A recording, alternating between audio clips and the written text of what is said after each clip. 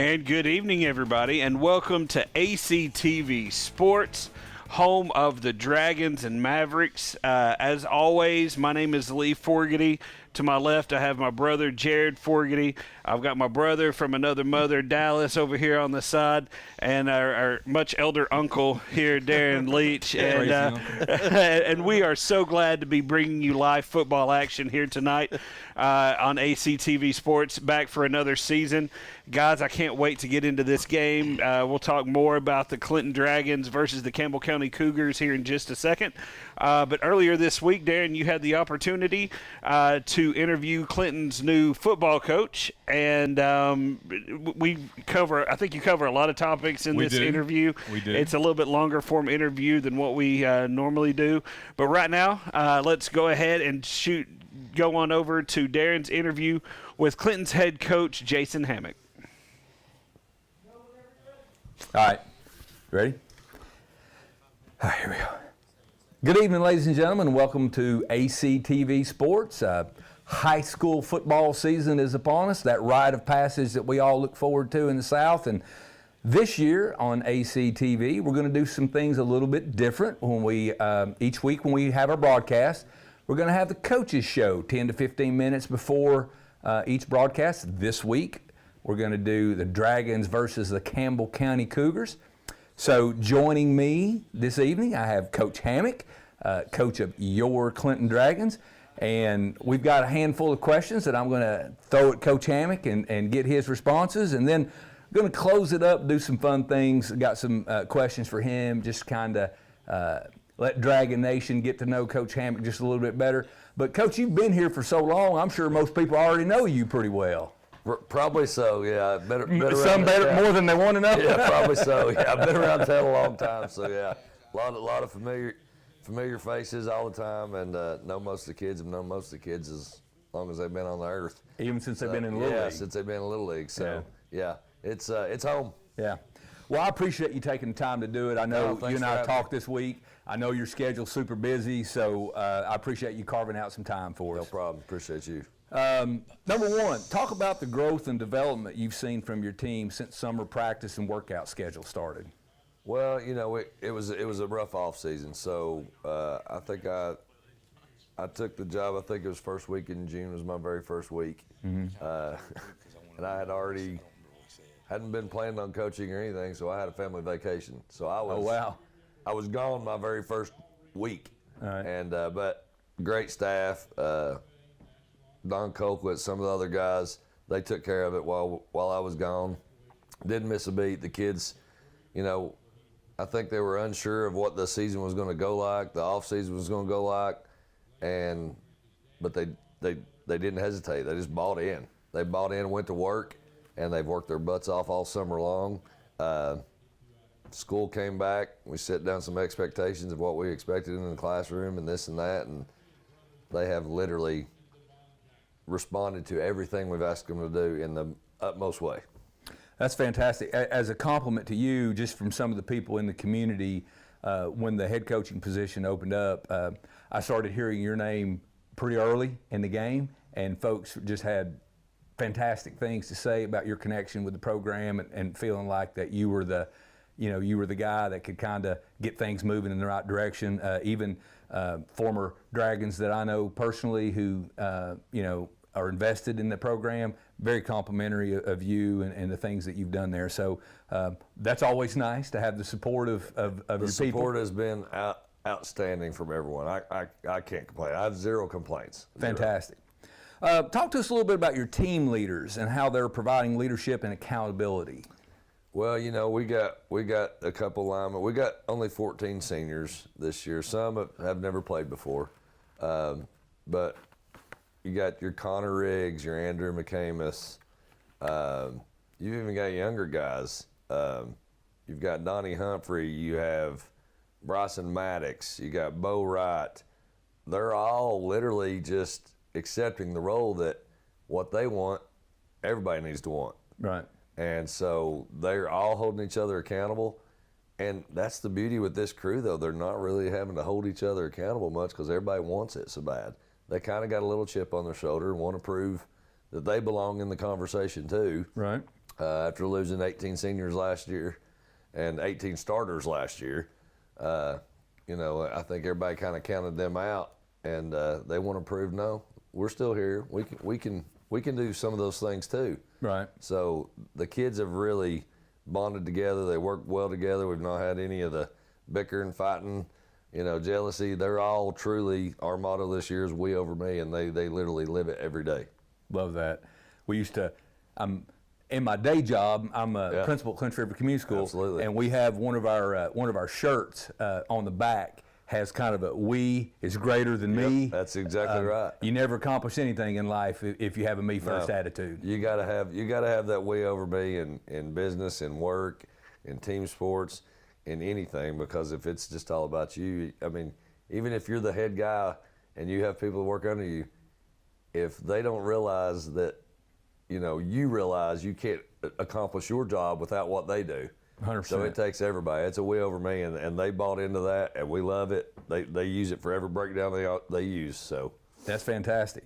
Well, this week you guys are going got home game against Campbell County. Yep. I know we don't want to give anything away, but in general, offensively, defensively, what's going to be your approaches against Campbell County? Offensively, we just want to be efficient. We just want to be efficient, move the ball. Obviously, cut down on turnovers and penalties, which we've done really good to be such a young team this year. We've done really good about not having too many turnovers. Last week we had a couple turnovers, but the first couple weeks we've done well. Penalties was a big thing. I told them I wanted to be the least penalized team in our region this year. That's something I really wanted to focus on, and they've done really good at that.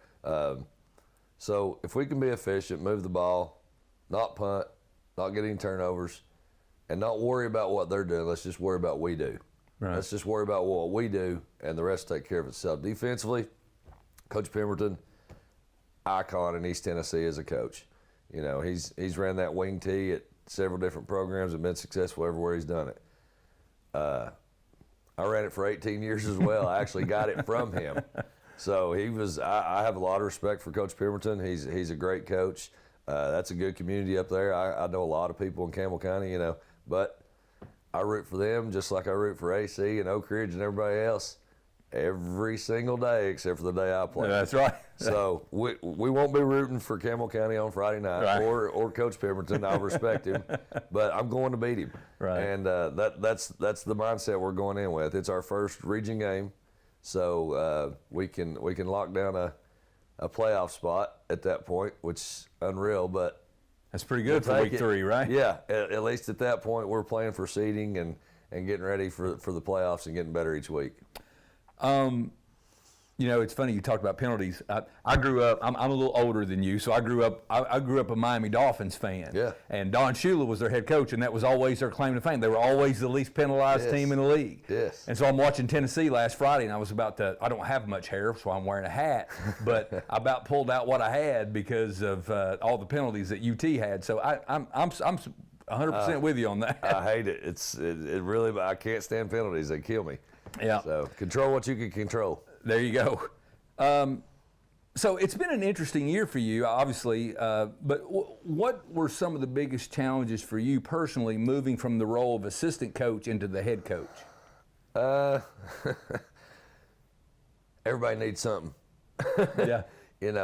As the assistant coach, not everybody comes to you for this or that. You don't get every parent call, the administrator call, the team doctor call, the trainer call. Everybody's got to call the head coach for something. So, the phone calls increase. Yeah. The questions increase. But as far as I kind of knew a lot of the ins and outs from behind the scenes. I coached with Randy McCamey for years and was always kind of his right-hand man, helping him with stuff behind the scenes and organizing and taking care of the normal day-to-day duties, and then as well with Coach Key. So I've been around the block for a little while.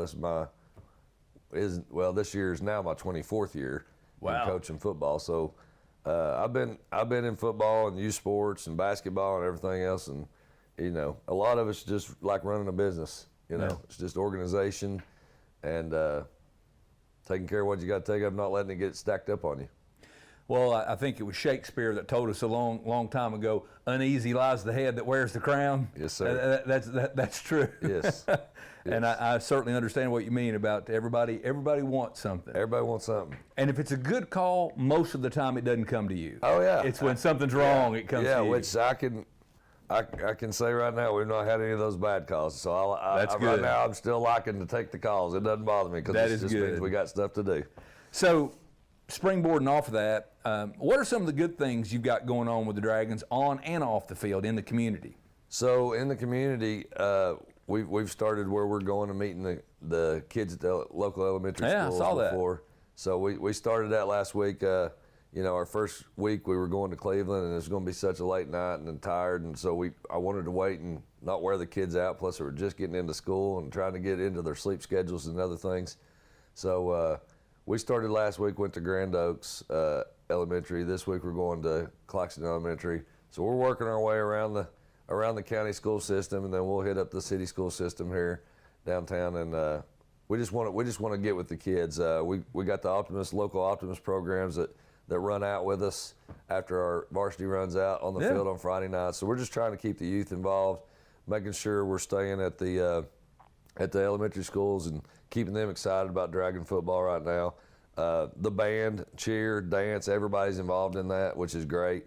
There's a super bunch of people running all the organizations and all the clubs and teams at the high school right now. It's just a good group of people that everybody's pitching in to give back to the community and make sure our kids realize they're role models, and these kids are looking up to them. And the 20 minutes they may get up earlier to go by and see that kid that morning makes those kids' day. Right. I mean, those kids lit up when they got out of their cars the other day. It was the most amazing thing to sit and watch. So it was awesome. Football is kind of a religion around these parts, and when you get out and you're wearing that local high school jersey, it matters. I still remember, this won't matter to a lot of folks, but I still remember when I used to see, when I was a little kid, and I used to see Clark Wormsley and Jody Wright and Frank Phillips wearing that Lake City Laker jersey. Yeah. You know, that mattered to me. You Absolutely. know? I mean, when I was in elementary school. So, I get it. Yeah, that's a big deal. So last football question: who are a few of the Dragons, or who are a few of your players that Dragon Nation can kind of look for to shine against Campbell County, offensively and defensively? Wow, there's so many. I'm just excited about these kids. Like, they're all working so hard. But obviously Bryson Maddox, he's a household name around here anymore. He's a phenomenal athlete. Riker Arms, Elijah Davidson, Connor Riggs, Xander Huffman, Andrew McCamus. That's all offensive guys, as well as Will Young. He's a phenomenal little guy that can move. Right. And so he'll be fun to watch. Our quarterback, Jalen Benjamin, he has come leaps and bounds over the weeks. He came in, had to learn a new offense, learn a new coach, learn new everything. So, and at the quarterback position, that's a lot to learn at one time. And I tell him every day, I said, you got the toughest job I said, you're the head coach too. Right. You're the head coach on the field. Because once you all leave us and you're out there, man, it's on you. And I said, it's a tough job. I get it. I'm cognizant of that. But now, is he a sophomore? He's a sophomore, so he's young too. Yeah. So, we've put a lot on him, but he's responded really well. Is he shaving yet? Not yet. Not yet. He's still got that baby face. So that's a good bunch of group. Defensively, Bo Wright, he's an animal on defense. Jackson Harrell, he's an outstanding middle linebacker. He can read it better than most I've seen his age ever. Gosh, I could go on and on. Trey Hall at corner, he's been playing wonderful. Last week was probably his best game he'd ever had. Rocker Arms, another one on defense. Donnie Humphrey on defense. Y'all put up some big numbers against Scott County last week. We did. It was still a little sloppy. Wasn't what it could have been a lot cleaner game, but we realized we're young and we got to keep getting better, be playing ball at the right time, playoff time. Nobody's going to remember week 1, 2, and 3 when it's playoff time. So it was a little sloppy at times, but we know that, they know that, and we're working to adjust it and fix it. And that's just what happens when you replace 18 starters and that many young kids. Well, and sometimes I know the average fan sitting in the stands, they don't understand that sometimes you have to make decisions in week 1, week 2, week 3 that's going to impact week 8, week 9, week 10. Oh, absolutely. You know, there's a lot of things that, come on, Coach, why ain't y'all doing this yet? Well, Right. these guys are young, and we can't overload them too much, too quick. So we got to ease into what we do and get better. And if we can't do the basic stuff right, if we can't do all the base stuff, has to be perfect before you move into adding wrinkles, or it doesn't matter. Right. And the kids realize that. They've really been very mature about this whole growing process and stepping into new roles. And we got kids that's willing to. Changed their position, changed their number, went from a skill type, running back type to a lineman, and that's big. Right. That's big for a kid to be that unselfish right now. Well, tip of the cap to you. I can tell just from talking to you, you're excited about what you're doing, and I can tell. I know that the community is supportive and invested in you, so congratulations on that. I've got some questions that are a little different, so maybe these next 5 are we'll just see how you. I'm interested in this to kind of see what kind of person you are. So I'm trying to dig deep into Coach Hammock here. I understand. So, what are your top 3 favorite all-time bands? Oh gosh. Well, you know, I got a DJ business. So I didn't know that. I did for 17 years. We DJ class reunions, weddings, blah blah blah. But so I love all music. If it literally has a beat, I love it. Okay. And it doesn't matter. I'm into every genre you can imagine. I've listened to music that I never thought I'd listen to before. But when somebody requests it, and then oh wow, it's not bad. It just depends on what the groove is. Now you're not going to sidestep this question, are you? No, you're not just going to paint with a broad brush. You got to. I mean, man. I've always been a Darius Rucker fan. I like Hootie and the Blowfish tomorrow night. Yeah, I mean, he's been all over the map. So another guy that likes all music. We've listened to him do all kinds of different music. So Darius Rucker's always been a good one. I like Teddy Swims, man. Yeah. I like that soul in his voice. I really like that beat of the music. Yeah. And so I think that's pretty good stuff. And man. This is good. I'm into some of that old school stuff too, so I've always been a Lynyrd Skynyrd fan. You know what? I had a feeling that Skynyrd might make an appearance. Skinner's got to be on everybody's top 10 list. Well, I'm going to make a recommendation. If you've never listened to Blackberry Smoke. Oh no, absolutely. Okay. I get it. Yes. Okay. No. All right. Number 2, 3 of the best books you've ever read. Oh wow. You know how long it's been since I've had time to read a book? 1 fish, 2 fish, red fish, blue fish doesn't count, Coach. You got to give me. Oh man. Yeah, I know. The Hat and the Cat. You didn't say it didn't count. Come on now. Tony Dungy's book. I read it. Yeah. I thought that was a really good book. I'm trying to remember. It's been so long since I've just been so busy. That's horrible, but I haven't read books in a while. It's all digital and online now. Yeah, So all you really do is read the articles and read news and stuff like that. So that's about all I can give you. All right, well, we'll take it. Tony Dungy's a good one. All right, so if you had one superpower, you could pick one superpower. Like you could fly, you're super strong. What would you pick and why? It would definitely be fly. Fly? Fly. And I would do that because I could get so much more done in the day. Right now, with red lights and traffic and everything, there's not enough hours in the day, but if I could fly, buddy, there's no telling what I could pull off. I don't know if you could have given me another answer that indicates you're firmly in middle-age adulthood than I just need to get more done. I need to get more done, yeah. Make the sun stay up longer, make everything, yeah. But no, that would definitely be it. It would be able to fly. That would be awesome. All right, number 4, what's your best sports memory of your lifetime? Man, there's a bunch, but my best overall.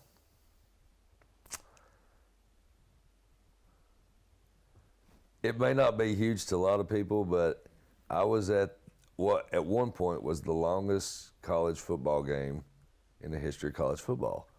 It was Tennessee, Arkansas at home. Yeah. 7 overtimes. I remember that. And then that's when they finally started changing the overtime rules after that to speed up the game. And yeah, that's not a big, huge game, but to me it was like if you love football and you're at one game for 6.5 hours, Yeah. you know, a lot of people are like, God, I'm ready to go. I'm like, man, I hope this thing goes into 40 overtimes. Are you kidding me? This is awesome. You know, it's funny you mentioned Arkansas. I took my nephew to his first UT game, and it was in 1998. He was, I don't know, 8, 9, and it was against Arkansas, the one that Clint Sterner put the ball on the ground. Yes. And I thought, you know, my nephew's first game, we're going to lose. Yeah. And of course, we didn't lose, and we won pretty dramatically. And for a lot of people, you know, people remember Clint Sterner's fumble, but I remember it because it was the first UT game that I took my nephew to. Right. And there's a memory for everything. Absolutely. Yeah. So I hear you on that one. Last one. If you could have an uninterrupted dinner and conversation with anyone in history, who would that person be and why them? You know, a lot of people would probably say a former president or a famous writer or a famous actor. I honestly would have to say, if I could go back and do that now, it would be my grandfather. That's fantastic. Yeah, he lost him when I was 21 years old, and I was just coming into needing to know a lot. Yeah. And I'd like to go back and pick his brain. Yeah. And ask him some things. You Yeah. know? So that would definitely be the most uninterrupted dinner I'd ever want if I could go back in time with anybody in history. Family matters. Family is Does. important. Coach, best of luck against Campbell County this week. Thank you for you are our inaugural journey on the Coaches Show. So thank you for coming in. I'll be the guinea pig. I seem to be at a lot of things. It's all good. Thank you for doing it, and good luck against Campbell County. Thanks, sir. Appreciate you guys. All right. Back to you, Ryan. And Darren, that was a great interview there with Coach Hammock. With all that information came in, give us a couple high spots. What do you think, you know, coming into the season, what expectations, that type of thing? Well, first of all, I just have to say how much I enjoyed talking with him. I mean, he is super excited about this opportunity and completely invested in this program. I think he has I think he's got the kids ready to play hard for him. You know, one of the things that I've known Jason for a long time because of my time with the Chamber, and he really loves working with young people. He's been, like he said in his interview, he's been coaching for 24 years. You don't continue to do that year after year as somebody that doesn't work, especially somebody that doesn't work in the school system. Right. You don't continue to do that year after year without a passion to do it and to help these young people kind of get to where they're going in life. And we are getting ready to go down to the field for a live interview with Coach Hammock with our superb sideline reporter, BJ Caldwell. And we're ready for that whenever you're ready, BJ. Hi, I'm here with Coach Jason Hammock for the Clinton Dragons. I'm here with Jason Hammock, the coach of the Clinton Dragons, and I know these seniors have been through a lot the past 4 years. Tell us how special this group of seniors are for you. This is a really special group. I've coached a lot of them since they were probably 5 and 6 years old. Grew up with a lot of their parents, so we got a long, long history of even before they were born of knowing their families and stuff like that. They're just a good bunch of kids, and you know, I hate that this is it and this is their last year, but they're taking advantage of it and they're leaving it all on the field every day. And what is your focus tonight? A Campbell County game, it's a big game for you all. So what was your focus in the locker room? Our focus tonight is just, our thing is we over me. And what better not to be a we over me as a program to take care of these seniors. It's senior night, so we, as a team, we got to play as we for them. And so I just want these seniors to get their first region win this year, first region, maybe get us a spot in the playoffs and keep rolling, keep getting better each year and see what happens. Good luck tonight, Coach. Thank you very much. Appreciate you guys. Hey, BJ, ask him what his favorite books are. Okay, back to you in the studio. Yes. No, thank you, BJ. Excellent interview there. I think a lot of excitement around the Clinton program. You know, I really feel like they're building something from the ground up. You know, if with Coach Hammock, and you can hear his excitement and how well he knows these kids and building them up, and really giving the, giving them just the excitement of getting out here and playing on Fridays? Well, I love the investment that they have in the new leadership there. I mean, obviously with Coach Hammock, but also with Robbie Harold, the principal. Both those guys are Dragon alum, lifelong involved and invested in the community. As the old saying goes, they have skin in the game, Right. and this matters to them. I mean, obviously, Mr. Harold's his kids go to Clinton High School.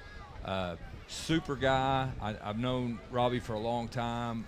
Absolutely. Man of integrity, going to do things the right way. I haven't known Jason quite as well, but in that interview and just this week leading up to game time, I've had some opportunities to talk to him, and I was super impressed. Yeah. I mean, you can tell by talking to him, he is 100% Dragon. I mean, it's like he's in it for the right reasons. He's in it for the kids, and he's in it for the community. Yeah. I think him as the head coach, Robbie, and also Josh Reed as the athletic director. I mean, like, he's fantastic. So I like the way things are going for Dragon Nation. I think we encourage Dragon Nation to be supportive of these fellas, and I think you're going to see good things. Well, one more thing real quick before we really get into the game and get Dallas's thoughts. And, we do have a game going on, a 1-2 record for both teams. I think there was one other little interview that we had, or some information going on. Is that right? We needed to get some top flight, just footballology, if you will. So we turned to a professor, a PhD in football, for some Clinton High School insight. Is it Nick Saban? Well, let's see what we've got here from our PhD.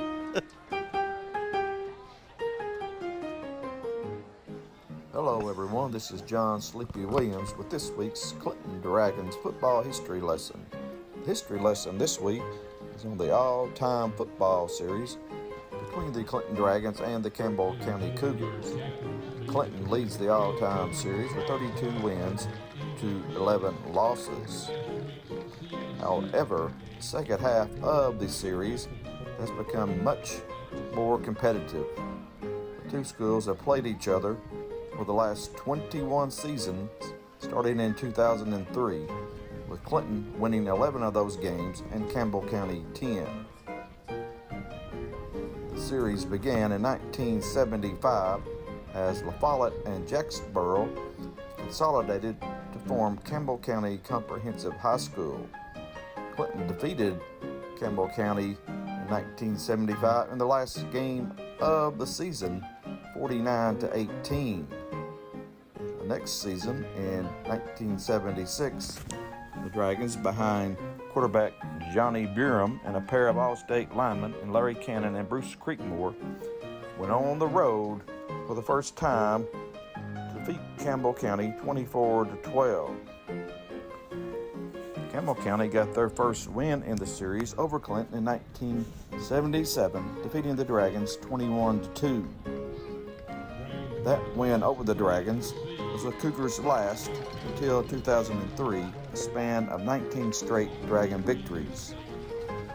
The first win in that streak of 19 wins was in 1978 as quarterback Calvin Moretz threw a touchdown pass to wide receiver Scott Val in the back of the Cougar end zone in the final minute of a 14-7 Dragon win. In 1981, All-State tailback John Miller rushed for over 200 yards in a season-opening 21-0 shutout of the Cougars. Most of the wins during that 19-game winning streak were lopsided, with only 3 games under 10-point margins. The 1986 team and the 1991 Dragons both scored 61 points on the Cougars. That was the most points scored by a Clinton team against Campbell County until last year, as the Dragons defeated Campbell County 55-14 in Jacksboro to snap a 3-game losing streak in the series. Prior to that, Clinton's last win over Campbell County was in 2019, a 12-7 victory by the Dragons in the downpour at Dragon Stadium. Clinton and Campbell County will get together this Friday night at 7 o'clock at Dragon Stadium. It will be senior night. So come on out and support the Dragons. I'd like to thank everyone for listening to the history lesson. My name is John Sleepy Williams, and we'll see you next week. And we would like to thank the professor of footballology as Clinton gets the ball, and they are returning. Clinton Hello, did win the everyone. This toss, is John Sleepy. and they elected to take the ball first. And off the kickoff, they return it out to around the 15-yard line, or 16-yard line, where it will be 1st and 10 Dragons from that spot. Guys, a lot of great information there from Dr.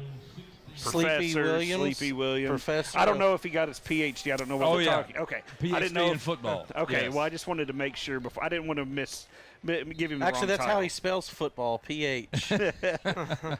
Football. I will tell you, if there's anybody living that knows more about Clinton High School football than John Williams, I'd like to meet them. Yeah. His knowledge is very deep. But as we get to the game, as I said earlier, both teams are 1 and 2. And the quick out, and a double pass. And it's caught down at the 40-yard line, caught by number 4 for the Dragons. That's going to be Ryan Jones, Jr.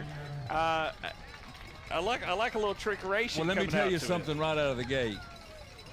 That tells you how good coaches' interviews are, because Coach Hammock told me he wanted to move the ball steady up and down the field, and he comes out with a double pass, throwing it down this Riverboat Gambler, Coach Hammock, didn't show up for the interview. I wonder if we can. It keeps it, goes around the side. He's at the 50, down to the 45. Helmet comes off. He's going to have to come out for Yeah, the play. Jalen Benjamin is the starting quarterback for Clinton tonight. Looks like number 9. Is that 9 Camden or 3? Nelson, yeah, he's the backup. So Camden will have to come in for at least one play, as Jalen does have to come in. Dallas, tell us a little bit about, what's going on here tonight, your thoughts about the game, that type of thing. So first off, it's good to be back for a new season of football. Like we said all night, this is a new coach for Clinton. I think he's a really phenomenal guy, really good coach, and I think he's really going to build something for the Dragons as they came off a really good season from last year, beating the Oak Ridge Wildcats in the second round of the playoffs, making it to the third round of the playoffs. So hopefully they can continue that success throughout this year and the years to come. Absolutely, and as Elijah Davidson runs for another first down there. Yeah, that's one of the things. He's not really a new coach. No, he's been there. He's been there. He's been the offensive coordinator there through several head coaches, and he said that he'll hold this role as interim head coach for a year. We'll see what happens there, but I'm excited for the Clinton Dragon community because he's an outstanding guy and loves the kids, you spend 5 minutes talking to him, you can see the passion that he has, for the kids. Yeah. Well, you got to like what you're seeing so far. They're 5 plays in. They're on the 30-yard line. So. And Jalen Benjamin has checked back into the game. And he's a sophomore. He looks pretty stocky. Yeah, he's ball for him.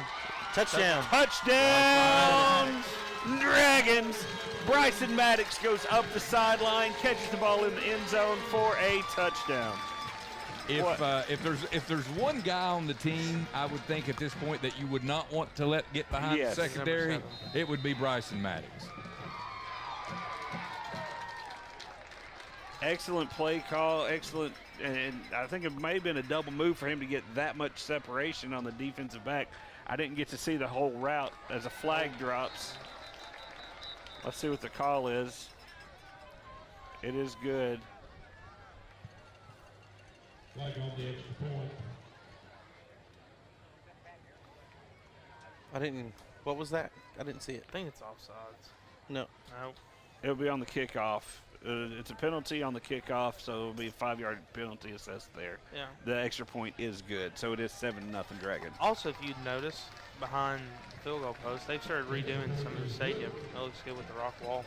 It does. It's orange and black, so shout out. 10 minutes and 3 seconds left to go in the first quarter, so that means in less than 2 minutes, your Clinton Dragons went, 80 yards? Roughly? No, 85. They started 85 yards? Hey, was that a prop bet on the high school betting market? I'm not sure that's legal. we don't condone betting on high school games. I'm just joking. We're not sponsored by. we're not sponsored by DraftKings or anything like that. So I said a local. I didn't say a company. Jared, I'm just messing I with know. you, man. Well, I don't know. I don't know if Clinton could come out. No, that anymore. Well, you know, and Yeah. most coaches will have a script for their first offensive Series, plays. yeah. So it's normally like 8 or 10 plays that they have scripted out that they want to run to see what the defense is going to give them if they run that type of plays, and those work beautifully. This is not what I expected to see. I mean, I talked to Coach Hammock on the air and off the air, and maybe this is part of his strategy. Tell me something and just go do the opposite. You're the media now. I guess. Onside. Oh, wow. They didn't get it. Oh, wow. He I should don't have had think it, they though. got. There's a I think flag. he touched it before but 10. he was close on There it. is a flag. Let's see if they make him I think he re-kick tried to it. pull the Pat McAfee there. Just Yeah. kick it to yourself. But yeah, he touched it before it went 10 I like the yards. aggressiveness, though. I'll be honest. I like the aggressiveness. He certainly is. I mean, here we are, week 4, and you're talking about if you win this, there's the potential they're a lock for a playoff spot. That blows my mind. Yeah. Normally, you're not talking that way till week 7 or 8. They picked the flag up. Well, that's because they kicked off from 5 yards back. I guess they didn't account for that for the 10 Oh, yards. that's true. That's true. Because I thought it looked like it had gone 10 yards, but So you're telling me they don't have math teachers out there These are- refereeing? No. Well, referees have a very hard job. So when they have to back up an extra 5 yards, maybe they didn't account for that. I'm just trying here, Jared. Okay. I appreciate you. Handoff up the middle. Good stop by the Dragons. Stop by that defensive line of the Dragons. This will be interesting to see. Coach Hammock talked about the wing tee and being involved with it for 18 years. We'll see how well you stop it. Well, if anybody can, it's somebody that helps That's run been it. in, You would think so. it's been in that offense, yeah. They probably can't line up or throw anything that he hasn't seen if he being an offensive coordinator. Well, if you look, Clinton's defense, they're crowding the line of scrimmage. I mean, there's a lot of people up near the ball. You got two safeties back. Oh, now they're throwing they're it. throwing it. Throws it up in the air. A little long there. Not catchable. I think it hit the student section for Campbell County up there. This is a battle of two new head coaches, though. They've both been around high school football for a long time. Right. But both programs, their head coaches are in year 1, and the Price brothers have been at Campbell County for a long time. They move on to Grace, and so it's kind of interesting. That's an interesting story. And to go from their offense to a wing Right. tee it is night a and day huge difference. change. Right. Little swing pass Little that's long. over his head, and that's going to bring up 4th down for Campbell County. We were talking about the wing tee, but I mean they've thrown 2 back-to-back passes too. They still lined up. in Yeah, the- I know you can run it out the wing tee. Most of but- the time, it's short tight end passes, or like that was a Yeah, screen right there, play. the screens, yeah. Well, Campbell County's 1-2. They won last week against Kings Academy. They lost to Fulton and Halls pretty handily.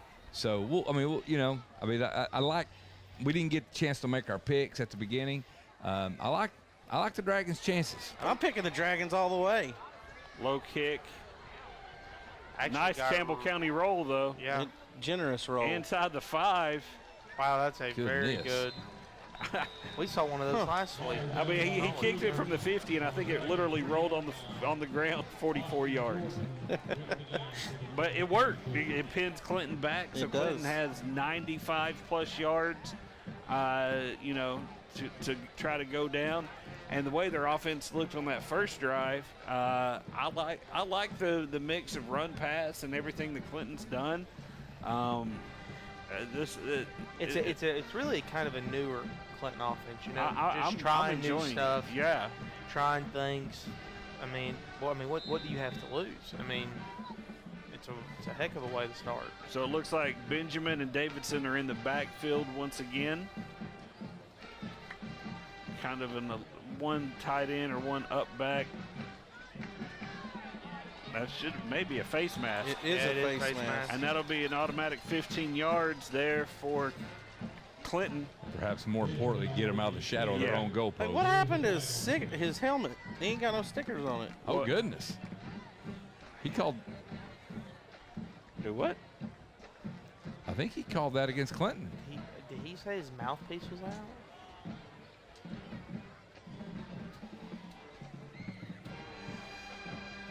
It has to be a face mask, right? I saw the I whole don't know head what that turn. is. An equipment violation. How do you get an equipment That's what I violation told you. from He behind? said he didn't have his mouth guard in.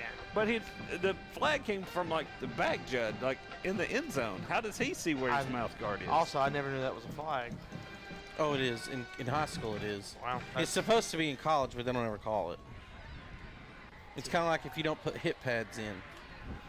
If you don't put hip pads in, you can be flagged for not having hip pads. Campbell County declined.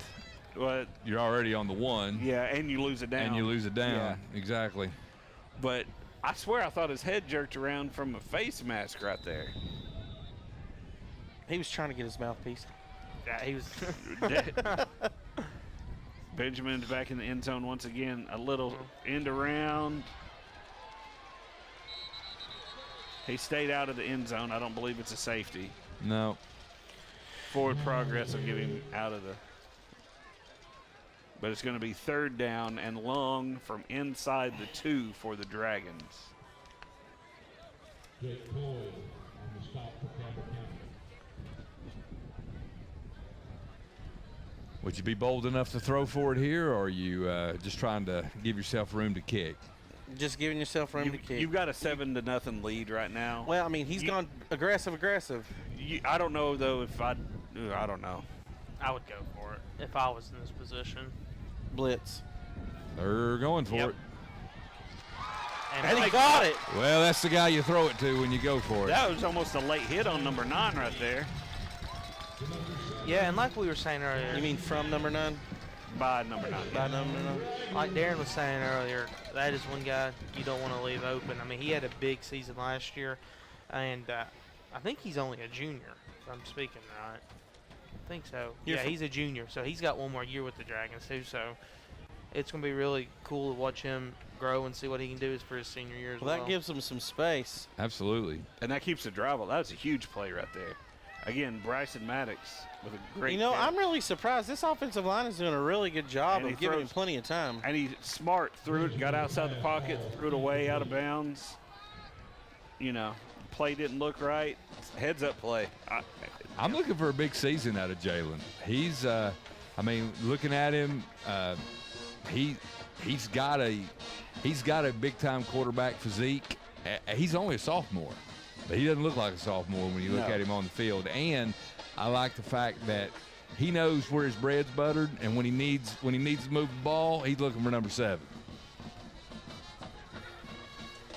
I'll tell you what, Elijah Davidson at running back has looked good tonight so far as well. And we almost got to see him run again. More laundry. 5-yard penalty, procedure penalty once again on the Dragons. That's one thing that I know Coach Emmons is He did. He's That's wanted obviously- to We're going to be clean the that up. least penalized. Yeah. And we got, what, 3? All right, 4 maybe? 3, I think. Hey, I wonder if we can get another interview with him before the next Clinton game we cover, and we can ask him about it. Let's not. Hey, that's one thing I'll say about Jason. He's a good sport. He's got a good sense of humor. He's a good sport. So just running down the starters that I see so far, quarterback Jalen Benjamin, number 5. Running back Elijah Davidson, number 2. You've got Caden Hodgins, number 3. On the other side, the starting wide receiver that we've already seen make a few catches, Bryson Maddox. He caught the touchdown pass. He's number 7. You've got Will Young at 0, Donovan Pennick, number 6. And then across the line, Xander Huffman, Seth Carroll, Connor Riggs, Donnie Humphrey, Andrew McCamus. And those are the starters. If anything's changed, I haven't noticed it. But Clinton's offense, I'm impressed so far. They've got some chunk plays when they needed to. And let's see whatever it looks like they're going with a 2 tight end or 1 tight end set with 4 wides here. Good. Oh, man. Throws he it was over the open, middle. That too. was Yeah, he threw it a little behind him there. Brings up third down. It's going to be third down and For what? 10. I think we're behind the sticks a little bit. 3rd and 15, maybe. Oh, yeah, from the procedure. penalty. I forgot about that procedure.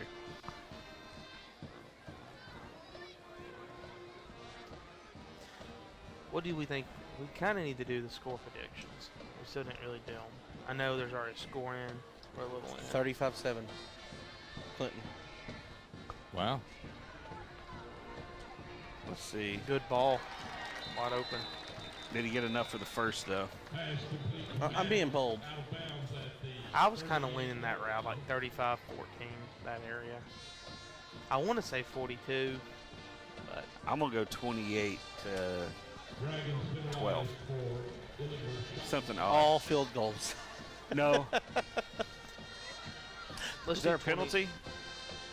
Yeah, it must be a penalty. They're bringing it back again. And it's against the Dragons. I mean, Mr. Whiteout, what did they ever do to you? I was going to ask if anybody let the officials know this is a home game Yeah. for the Dragons.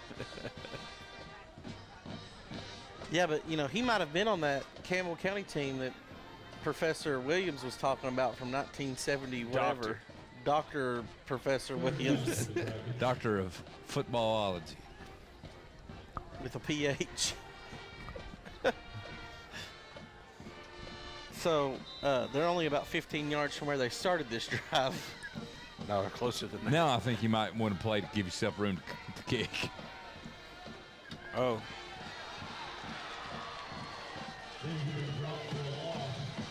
That was a big sack there. It was. Yeah.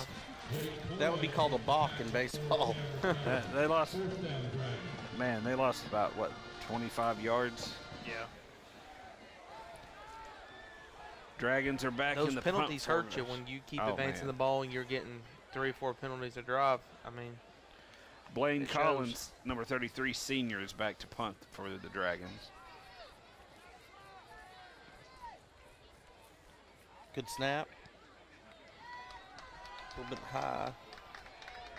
Get away from it. Takes a sideways roll. here's you a fun fact. You just said 4th and 30. The longest I've ever seen in high school was that 2019 game that PH, was it, what's his name? Dr. PH? Dr. Williams, Dr. Williams, yeah. professor of Professor, footballology. that's it, yeah. So Professor Williams, I saw a 4th and 51 at Campbell County my sophomore year. Did they convert it? 4th and 51. 4th and 51. The Dragons had a 4th and 51. Did they At- punt? At Campbell, It at was Campbell County. at Campbell It was a County. QB sneak. Yeah. I was a sophomore in high school. We're gonna run it up the middle.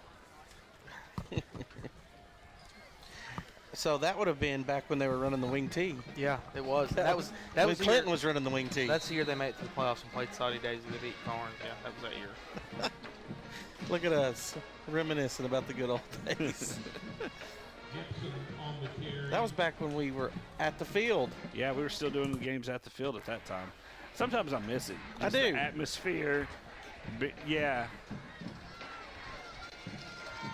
2-yard pickup on first down. So, I mean, the Dragons defense needs to kind of bow their neck here, help out the offense a little bit. That first series, Clinton moved it extremely well on offense, not so much the second time. No. So we'll see how much the defense can pitch in here.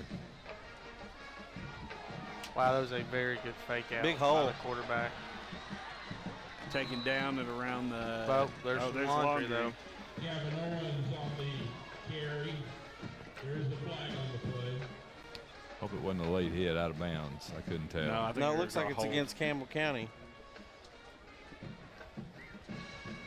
Yep.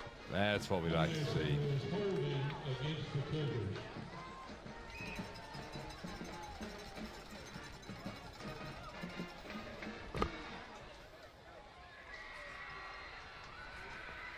So it's going to be second down. So back to the where they were at just like for first down.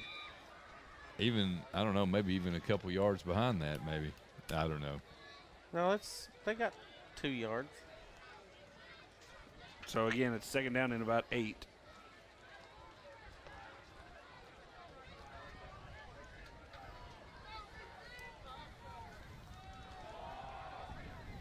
Number 9 for Oh, Campbell. it was fumble. Fumble. Dragons Clinton got get it. it. Let's Huge. see. I want Number to see the 30 point. recovered it by.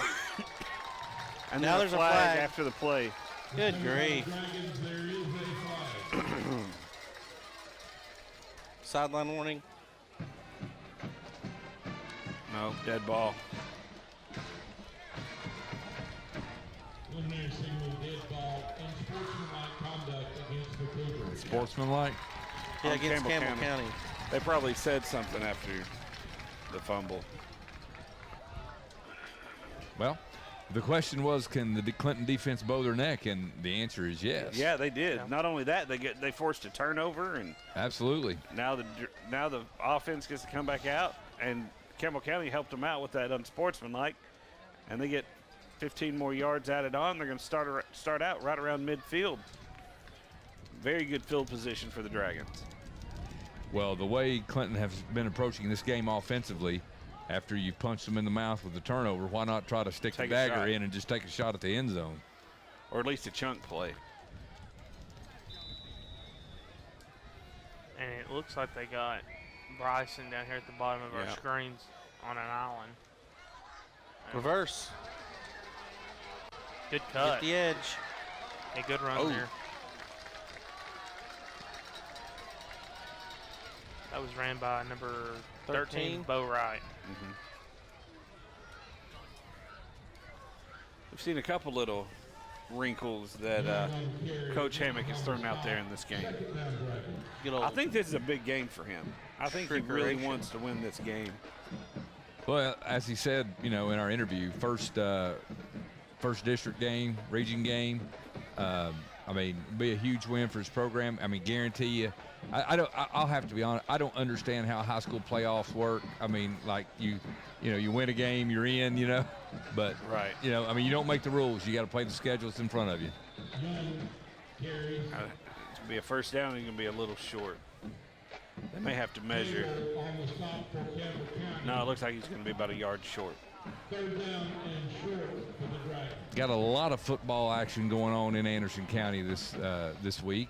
Clinton, of course, playing Campbell County here, but Anderson County across the bridge welcomes Fulton High School to their stadium. So a Clinton Anderson County home double dip this week.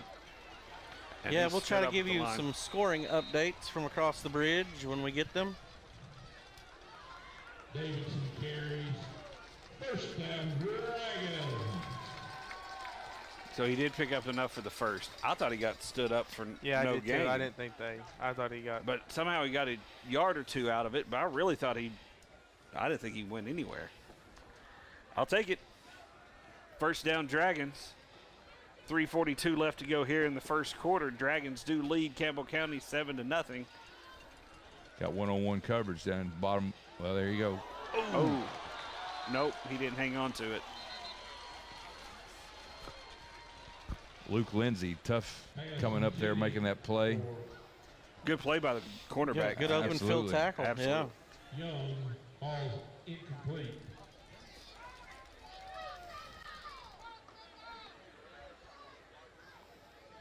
He caught the ball. He didn't. Did you hear the Yeah. fans though? You got to catch it through the ground. Yeah. You can't. Can't let it bounce off the No. ground then catch it. Hand off Oh, to good Davis. cut. Nice move. Nice cut. Goes north and south. Yeah, good Gets run inside the 35-yard line down to about the 30 or the 33. Little jitterbug move there by Davidson. Is it a little early for a red zone alert? It is. They're not in the Okay. red zone yet. I know it's. Third down They're, for the Dragons. we're alerting them that they're getting close to the red zone. Okay, I see what you're saying. They're still 15 yards out. 14 yards. Let's let them get another first down before we do the red zone. Okay. Sorry, I'm excited. First game of the year. You got to get back into the flow of things. I get it. Another handoff to Davidson. He stopped right there at the line. You know, that wasn't a great representation, but it was the second level that came up and made a tackle. But I've been pretty impressed with this offensive line for Clinton so far tonight. Keegan Cowan leads the Pass blocking. They took that one sack. I'm not sure if that was on the offensive line or if there was some sort of mix-up in the. Well, it was a screenplay, guy. and he held the ball. He didn't Right. throw it. In that That's what I'm saying, it's situation, not he on the should have line. thrown it to his girlfriend in the third row. He should have just chunked it over the receiver's head Right. to the bench. That was an interesting. I don't know if you noticed, but Bryson Maddox has been talking to the official quite a bit during this timeout. I don't know if there It was. looked like he had, the official came out here, it looks like he had some blood on his knee. And they've got to get that stopped and everything like that before he can continue playing. And Safety first. Yeah, and I saw when on another one of those shots, it looked like one of the trainers was trying to put something on his knee. It looks like some of that turf on one of those ones that he went up for and came down, got a little rug burn or something there, and it's got a little blood on his knee. Right. See, she's still working on it right there.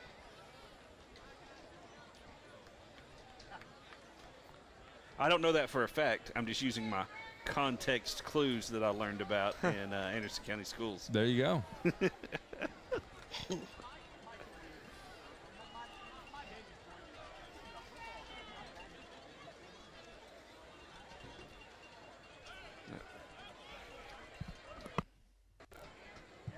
Fourth down, Dragons. So here come the Dragon. Somebody else in at quarterback. Looks like number 9's in there now. Or takes a direct snap. Got a Goes little through, wildcat there. pushes up to almost the 30-yard line. Number 9 is Camden Nelson.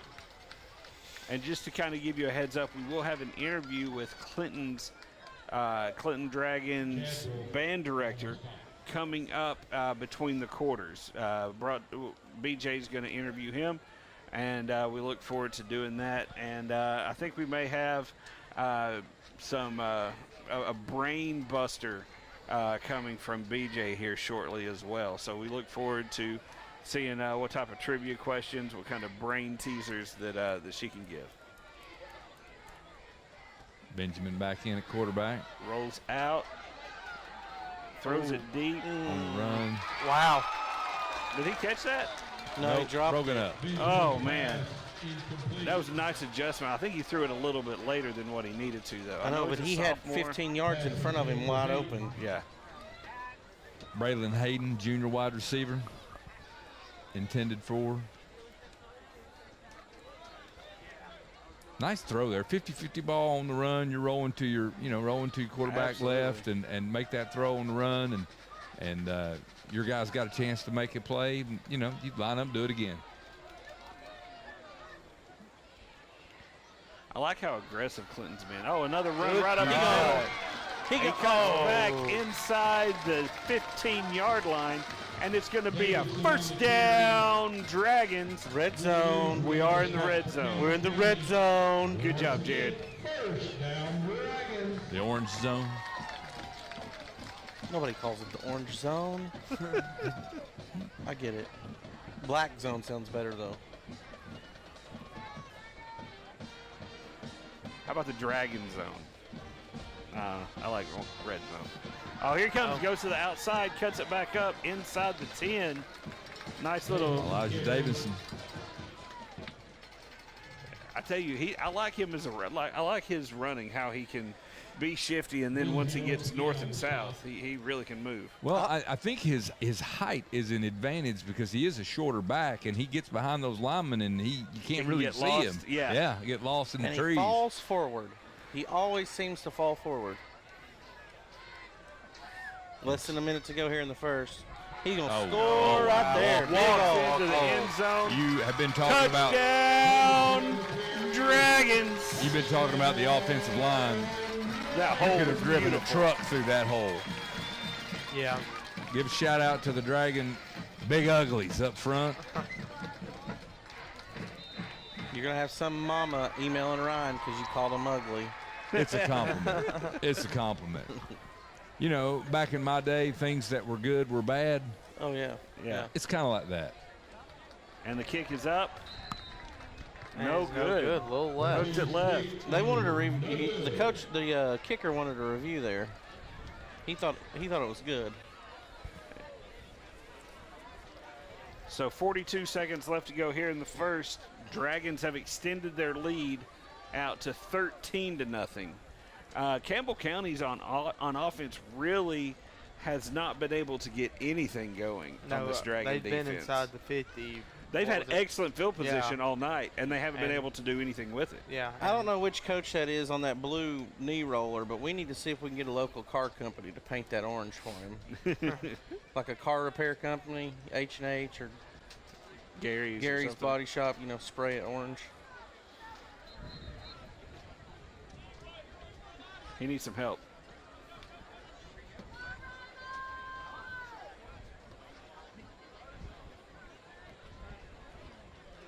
So Dragons look to kick off here. I wonder if we can get him one of those, go downtown and get him one of those scooters from downtown, that you put your credit card on and zip around. One of the little moped-looking things. I bet they don't kick it onside this time. Nah. Probably not. It'd be awesome if they did, though. Short kick. Campbell County receives it. Oh, he almost dropped it there. I really thought that ball was going to sling across the field right there. Guys, I got to tell you, I mean, so far in the first quarter, the Dragons they're hitting tonight. They are. I mean, they're bringing the lumber. It's been, as far as a total team and everything like that, this is the best I've seen Clinton look in a while. Yeah. You don't have any one person that anybody's keying on or anything like that. It's more of a team, and man, it's been enjoyable to watch so far tonight. Man, that's a 5-down lineman. Nice. And four of them. Look at that. And four of them stopped the ball carrier. That group tackling's hard to beat. Yeah. I think it's interesting already. Here we are in the first quarter. And I know you're 1-2 if you're Campbell County, but a lot of the body language that I'm starting to see from the Campbell County offensive players, it seems like they're already tired of getting hit, and it's already starting to get. You've already had the 15 and that'll penalty, be the end of the first. unsportsmanlike on Campbell County. Yeah.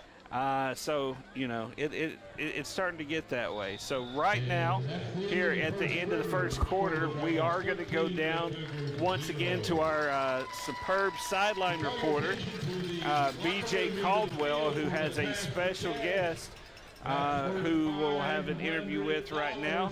As soon as she is ready, B.J., go ahead. And once again, a DFL, Sean Smith from the class of '96. School's band director, and we were talking about his season last year. Can you tell us, how did your competition season end last year? Yeah, last year we did really well. We won several of our competitions in our class, and we ended on a really high note. So what do we have to look forward to this year for competition season? Yeah, this year we're going to a Bands of America Regional. It's been several years since we've done that. We also are going to Carnes. We're also hosting a competition next Saturday for 27 bands, and then we're also going to finish out at Alcoa. It's going to be a really great season. We have a really great show called Out of the Woods. Kids are working really hard. We continue to push the envelope and push our expectations. Now, I ask you to bring some of your seniors with you down here. So can you tell me, what is your favorite part of band for the past 4 years? Well, that's a hard question. There's multiple parts that's my favorite. I'd have to say cheering on my Dragons football team. I love my high school, and I just love music, so I love playing it with the rest of the band. So tell me about the friendships that you all have made your time in band, especially for the students that are looking and watching and want to be in band one day when they're in high school. Tell us about that relationships that you've built. I mean, I think our outreach program is huge. Tonight is our 8th grade night. We have a bunch of 8th graders up there with us, and they love to cheer and they love to dance, and it's really cool to watch them get super excited about it. Band is always a really important part of the football game, and I'm just so glad that you all were able to join us tonight. Thank you. All right, and back to you guys. Thank you, BJ. And it is, as a former band member myself. And your daughter's playing some trumpet? She started the middle school band. She's excited about getting that. And the band program at both schools, it's very important for atmosphere and there's just the sheer number of students that are involved in a big nice pursuit. Nice tackle in the backfield there by the Dragons. Their defense is Way really to stay come home play. on that Tackling far really well. side. They are tackling really well Like in the you open said, field. they're playing like a complete football team, and it's showing with the score especially. But it's like we keep saying, new coach, new everything, so it helps. A quick shout out, band director's wife, Kara, works at my school as our nurse. And more importantly, she is carrying twins.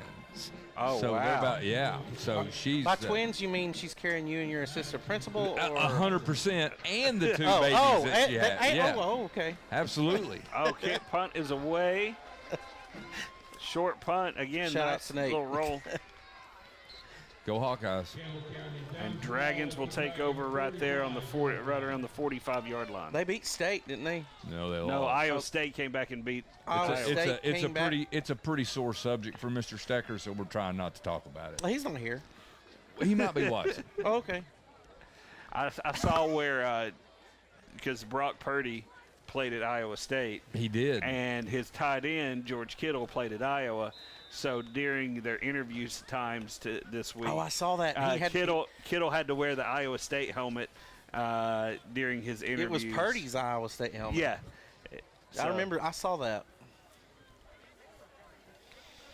And I think Gerard Mayo had one of his players up in New England. Yeah, had to wear a Tennessee. Nice play. Oh, here he goes up the sideline. Another big first down by the Dragons.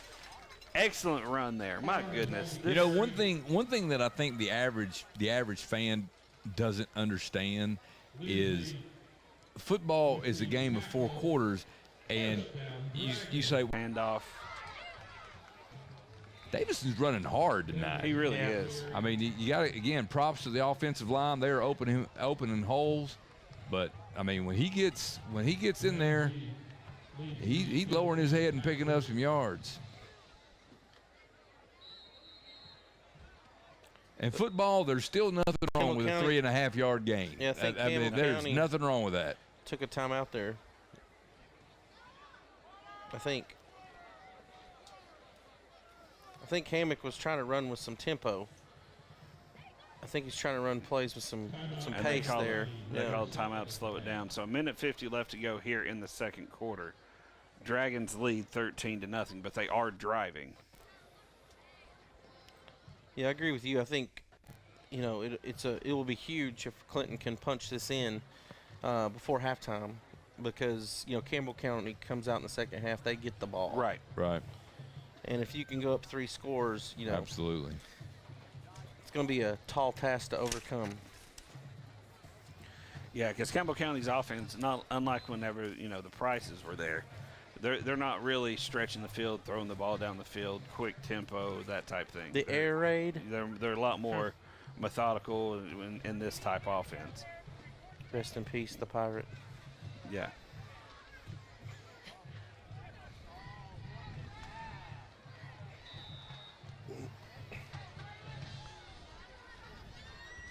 You know, I was so excited several years ago when the rumor was he was coming to Tennessee. Oh, yeah. I was so excited. I was like, we're going to have a pirate ship off the Neyland Stadium in the Tennessee River. Moving the chain. That'd be pretty cool. So, Jed, we're on the red zone alert again. They only need about 1.5 yards. No. Yeah. Oh, somebody was open. Throws plenty of to time. the corner. Intercepted in the end zone. And that's going to be a touchback. Yeah, over there on the right on the wheel. I don't like that cross field.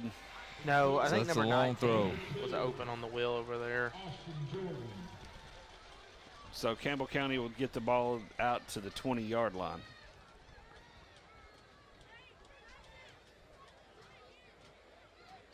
Well, I mean, that was a lost opportunity for the Dragons, but you wait. Oh, yeah. Campbell County's all the way back there. I was like, they do get it at the 20. He didn't get out of the end zone, did he?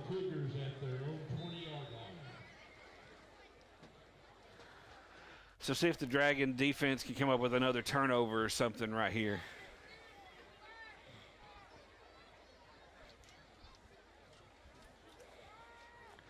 Another handoff there to number 34 for the Cougars, and he's spun down at about the 24.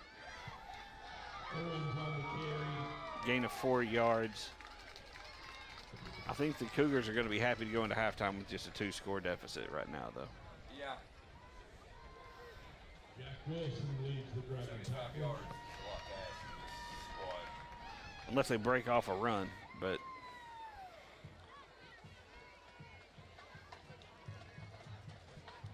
it also looks like Campbell County's taking their time getting the clock in.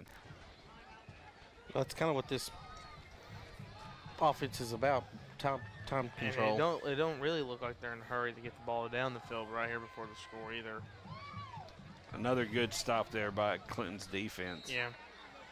Excellent job right there.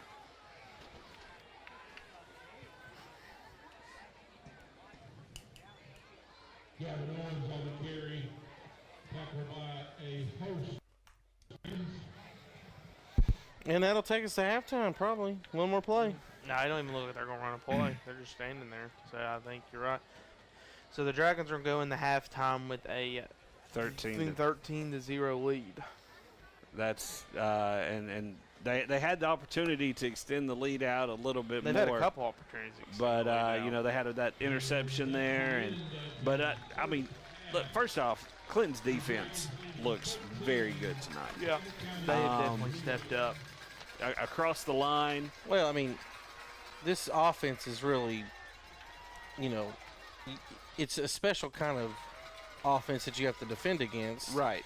But yeah, I mean, they're not going against a team that stretches the field, but even as far as they know what they're doing as far as running and blocking and everything. But Clinton's front seven has done a fantastic job. You keep 7 or 8 in the box all night. That helps with tackling. Absolutely, but they've done because a great job tonight. Their goal on offense for Campbell County is to your point, 3.3 yards of play. Yeah. Well, as we've discussed, I love what I'm seeing from Clinton's defense. I would like to see Clinton go back to Maddox just a little bit. I mean, they were going to him early in the first quarter, but they've kind of gone away from that a little bit. The running game's there, but he's your threat down the field. And they've gotten to him quick. Yeah. Like 5 or 6 steps, not a whole, Not the deep ball that he was running earlier. Even if you have some incompletions, the fact that you're willing to throw to him, stretch the field, I mean, it makes them have to defend that, and it gives others opportunities. I would like to see them go back to him. Well, I think Campbell County's defense definitely has a taller task tonight than Clinton's. Sure. Just because of the style of offense. I mean, they're just night and day different. And Clinton's Clinton isn't one way. Like, they're multiple. They run, they throw. The quarterback gets out of the pocket and he runs. He picked up a big first down.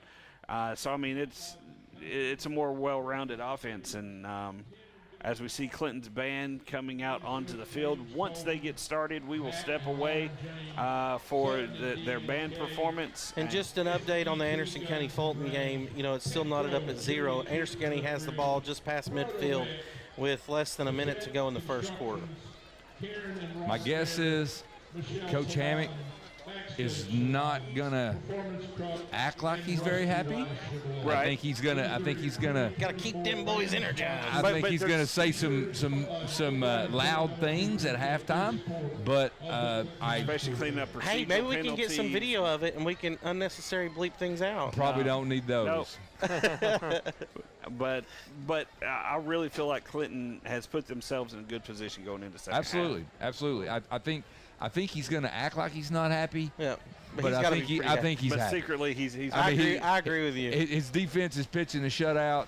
I think he's going to need a little bit. I think he's going to ask for a little bit more gas in the second half. But finish strong. Yeah, I mean, absolutely. Well, one thing that I love about ACTV is that we're able to carry the bands in their entirety, and so we're going to go to the bands. We're going to take a little bit of a break, and we'll be back here momentarily. Here on ACTV Sports. The band is under the field direction of Leah Hernandez and Emily Wagner. The 2024 Clinton High School Marching Band presents Out of the Woods. Tonight's soloists are Isabella Rice and Reagan Cronin. Ladies and gentlemen, once again, the 2024 Clinton High School Marching Band.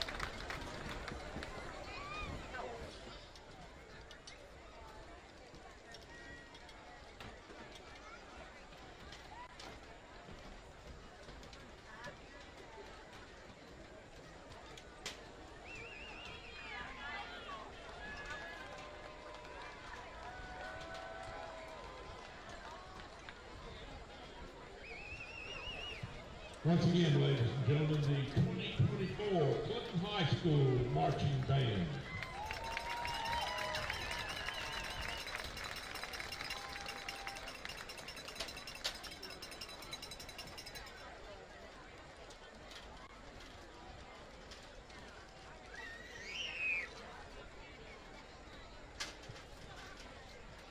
Ladies and gentlemen, we would like to welcome to the field the Campbell County High School Marching Cougars.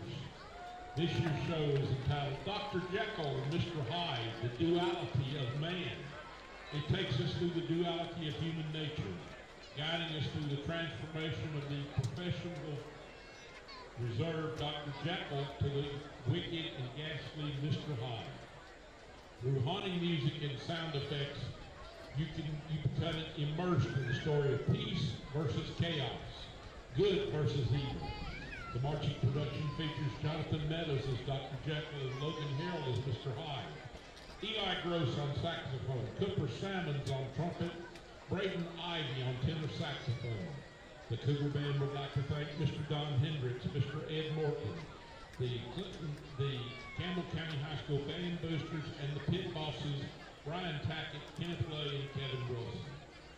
Student leadership includes Avery Phillips, Emmeline Woods, Brandon Ivy, Cooper Salmons, Ethan Wonders, Willow White, and Megan Watkins. The staff of Campbell County High School Marching Band includes color guard instructor Ms. Christy Hipper, percussion tech Mr. Ethan Cook.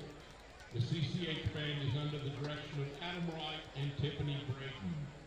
Drum majors, Joanne Bagley and Jenna Stevens. Is your band ready?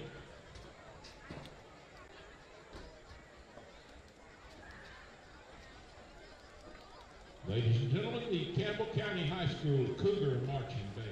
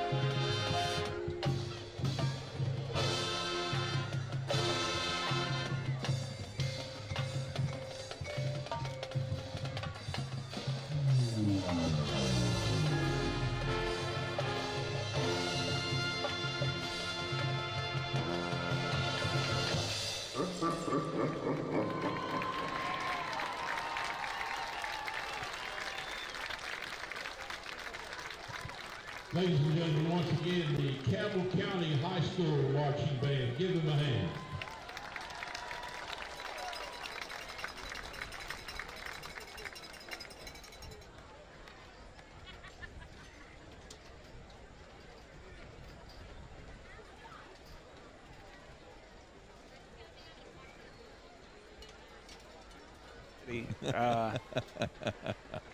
But great job by both bands. You know, I love both shows. It was really, it's always fun to see and to get as many students involved as we possibly can. And so having the bands and bringing their full shows on here is something that we've done pretty much since the beginning, and we love doing that, showcasing, you know, because this is why we do it. We do it for the kids, just to really get them to get them some exposure. Yeah, and it's also a great opportunity for, you know, Mama and Papa who maybe live out of town to be able to see their kids, their grandkids or whatever, you know, because they can tune in online. They can tune in on Facebook or YouTube. You know, I think one of the coolest things, and I didn't know this till last year when I started, was how many people who have, you know, cousins, whatever, that are overseas serving in the military that can watch their nephews or nieces in the band or cheer or whatever, and how cool that is. And right now we're going to head on over to BJ and see what she's got going on. BJ, what you got? I'm here with Coach Hammock. So you started the first half with a double pass, really set the tone for the first quarter. Then your offense did a really good job moving the ball, that just couldn't come away with points. Yeah, we just started getting stagnant, making some dumb decisions here and there, some holding penalties. Thank God defense is playing great. They got a good scheme together. We're holding them, bend but not break, not letting them get in the end zone. So offense, we got end of it right now. Fix the little things, make better reads. We'll be all right. We just got to settle down. I agree. One thing I loved watching your boys on the sideline in the first half was them cheering on the other players and really helping them to stay focused. That's the best thing about this team. That's why I said we're way over me, and they really take that to heart. They want it. Everybody's just as happy for the other person if they score or somebody else scores or gets a big play. They're just as happy as if it was them doing it. So that's a big thing. We can build off that each week. Absolutely. Well, good luck in the second half, Coach. Appreciate it. All right, so you got the brain buster for us there, BJ? I do, and before they kick off, I'm going to move out of the way in case I get kicked in the head. That makes for good television. So Just stay right there. This actually does a really great job. I knew that Jared or Lee would say that. So their offense has actually done a great job moving the ball, which goes into my trivia question. So who holds the most passing yards in one game for Clinton? I'm going to say Darius Stone. Well, hold on. Don't let us all guess. Thackerson? Shepard. I think Oh, I'm it's going Tyler. to. I think it's Tyler. Thackerson. It's Tyler, I think. We got all kinds of different guesses. What's the answer there, BJ? You do have different guesses, and the actual answer is Tyler Thackerson. Yep. Not Darian Stone. And he had 500 and Yep. but he had 528 yards passing against Farragut. I'm coming for your job, Dr. Williams. Wow. Doctor, professor of footballology. Yeah, nice. Great question there, BJ. Thank you. And And I did not. Go ahead. I did not get the question from him this time. I had help from another Clinton fan, Joe Higgs. Good. Good old Joe. Jared, it feels good to start off the year 1-0. Good. Yeah. Yeah. Thank you, BJ. I appreciate Oh, it. no. We're getting Yeah. physical over there on that Uh-oh. court.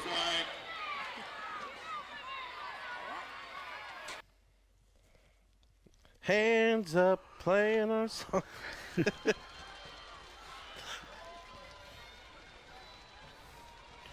Had a short kick there that gave Campbell County time to a room to return, and then once the runner was forced out of bounds, there was some the old phrase extracurriculars going on the sidelines. Personal foul against the Dragons, it looks like. That's going to put Campbell County in elite field position. I have a feeling that probably should have been at least offsetting because, well, I mean, I've got probably a better view than those referees do from up we here. have a higher angle, yeah. But And just to give you a heads up on the Anderson County Fulton game, 7 minutes left to go in the first half. Anderson County leads 14-7.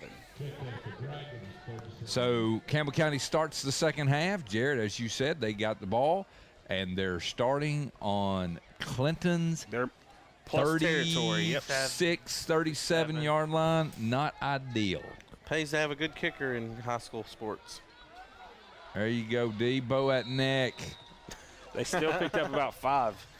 He didn't go down when the first guy hit. He kept pushing through. No, he did not. But once again, taken down by a host of Dragons.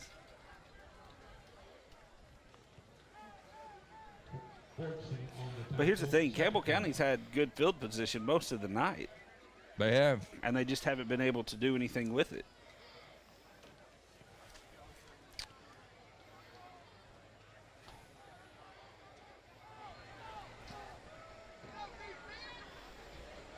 Second down.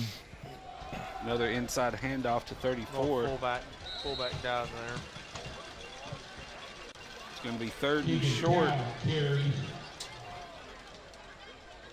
I imagine this will be 4-down territory for them moving forward. Well, this will be a huge momentum sling for Campbell County if they can score here, make it a one-score game. Sure, absolutely. They punch this in right here. It's a different game. Because, you know, unfortunately, Clinton had a penalty there in the second quarter that called a touchdown back. So this will be a big deal for the Cougars. I don't have the stats in front of me. I don't know how many penalties Clinton has.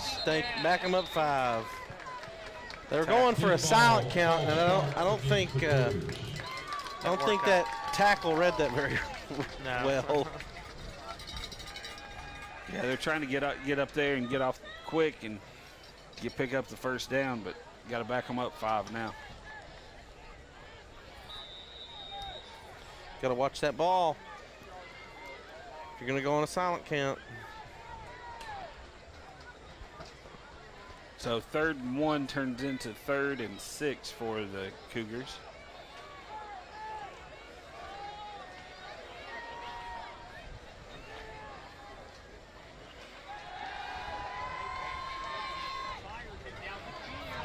Oh. Clinton's defensive back really had the better position. Yeah, on I don't know really what that. I understand that I am not being pressured by any defensive lineman, but Sam Sexton, number 19, was wide open on the left side of the field.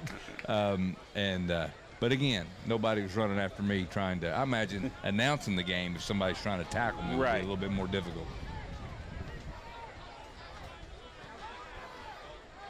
That'd be more interesting. We could do that in here. We'll put him in full pads. 4th down, Campbell County. I don't have to wear those tight shirts, do I? That wouldn't look good for me. You mean a jersey? Or that. And, he may have got it. I think he did. I mean, you can go with gonna be real slacks and a close. polo if you want. I'm not going to judge.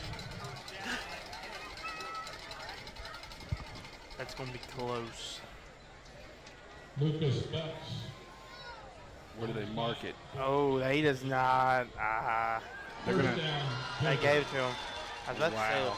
say, give a shout out to Clinton's chain gang there. They've been doing it for a long time.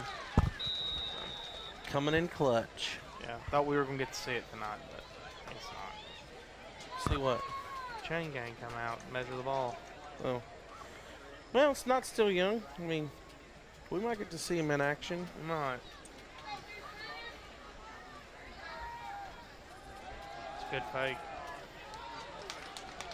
Has anybody measured the links on the Owens on the carry. on the chain? Not really. I don't know. It's supposed to be Atkins 30 leads feet. the Dragon tackler. Yeah, it's 10 yards, yeah. Go up to co-op and get you some chain cut to length, you know. Charles Jones also in on the tackle. 2nd down, Cougars.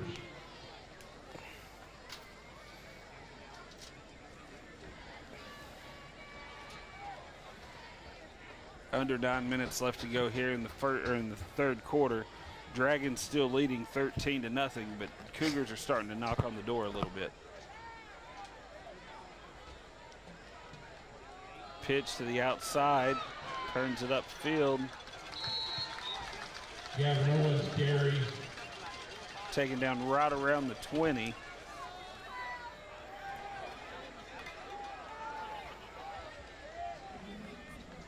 It's going to be 3rd down and 3 for the Cougars. Big play here. 3rd down, Campbell County. If you can keep them off the board or even hold them to a field goal attempt, that's a win. When you start on your side of the field. Yeah, they've eaten a lot of clock up in about a 30-yard area. There's nothing fast and efficient about this offense. Quarterback keep. I don't believe he got it. He might have picked up a yard, but it wouldn't have been more than that. So it should be 4th and 2 for Campbell County.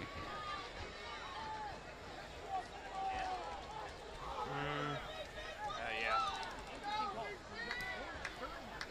Let's see if the Dragons can come up with a big stop right here. I'd say they go for a reverse here. They may try the quick count again. It's a 36-yard field goal-ish from there.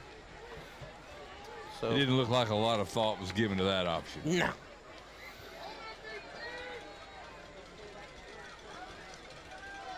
Pitch to the Oh, outside. he's there on it. Make it- oh. Cuts back in. He's inside the 10, 5.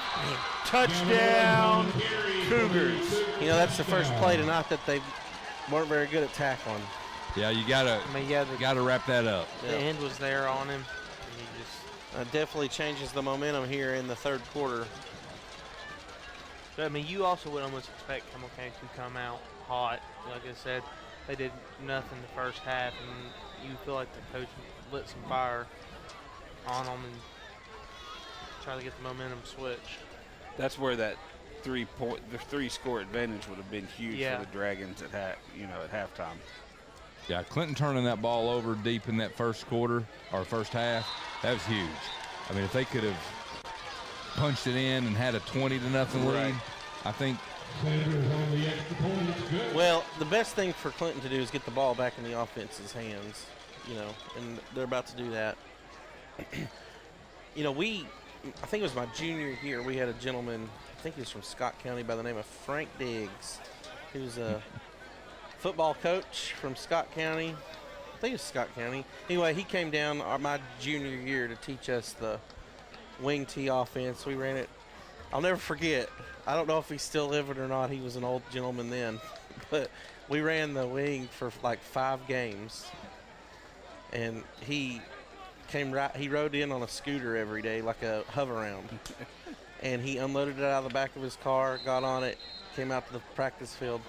And I'll never forget, week 6, we decided we were going to change up our offense and do something else because we weren't running it as efficiently as our coaches would like for us to. And Mr. Diggs said, we're not going to be running that anymore. They're like, no, we'll still run some of it, but we're going to switch off and do some other stuff too. And he decided that he's going to get back on his hover round. He's going to get back on his hover round and went back to his truck and went home. I never saw the gentleman ever again. Kick is away. Short kick, it's even about the 20. Gets out to the 30, 35.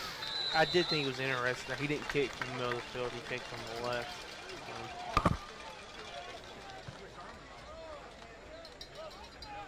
Arms on the 7 minutes left to go here in the third. Nice starting field position for Clinton.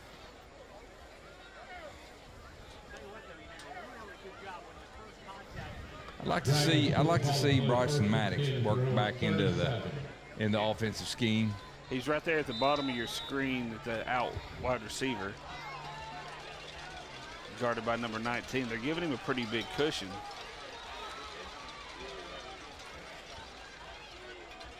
Clinton goes in motion. Handoff inside. Good 2 yards there. Picks up to around the 40.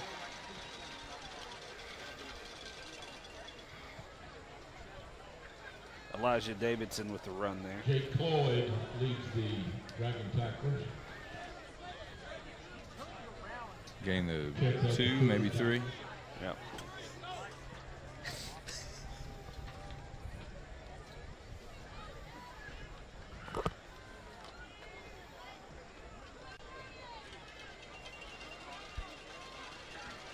Clinton going with that 4 wide receiver set. Maddox again here at the bottom of your screen right on the 40-yard line.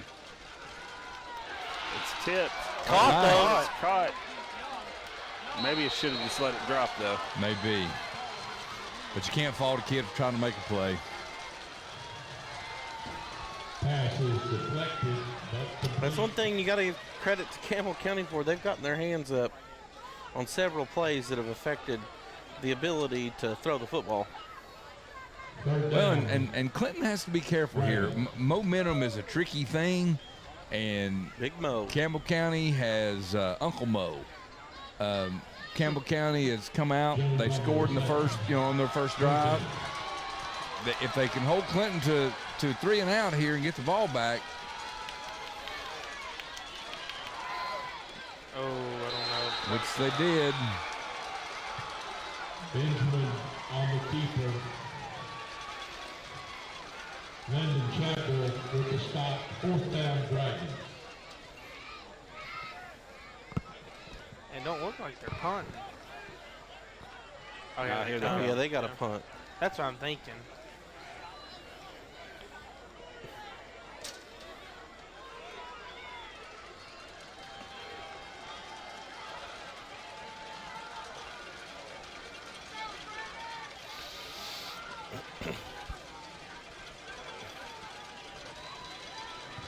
Collins in punt formation. I wonder if they can widen the screen there so we can see the kicker. Kick is away. Good kick. All That's a right. nice bounce There you go. That's where you flip the field right there. Somewhere General Nealon is smiling. Cougar 21-yard line. And if he could have punted it 18 yards farther to the same spot, roll it out of bounds. That would have been perfect. What was it the general said? Protect the kicking game because that's where the breaks are made. Yeah. It's a maxim right there. I've heard that. Not just a magazine. Nope. Is it still a magazine? I don't know. I've been getting my subscription since '87. I don't think Maxim's been out that long. I don't know. That was the year I was born, by the way. Oh, I know. I was there. Campbell County calls timeout. That's their I first wasn't even of the born in the second 2000s, half. so Shut up, Dallas. 2030. Uncle Darren. Let's just say I saw all those decades and remember them well. Running around in the Trans Am in the 80s. T-tops, baby. They should bring back the Pontiac.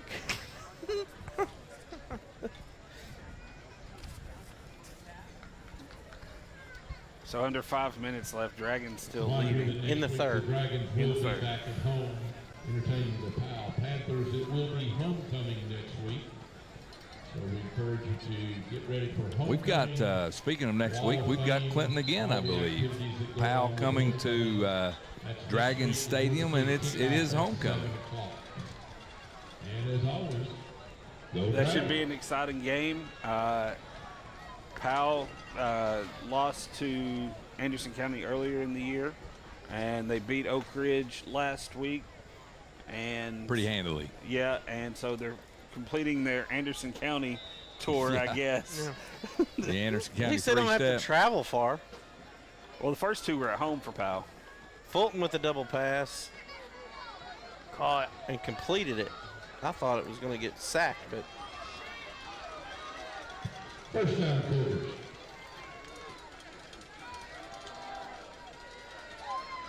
Good defensive Yep. there by Let the him go, defensive guys. line. Swarm tackling. Count on the carry. Stopped by the center of the Dragon line. Riker Arms leads the tackler.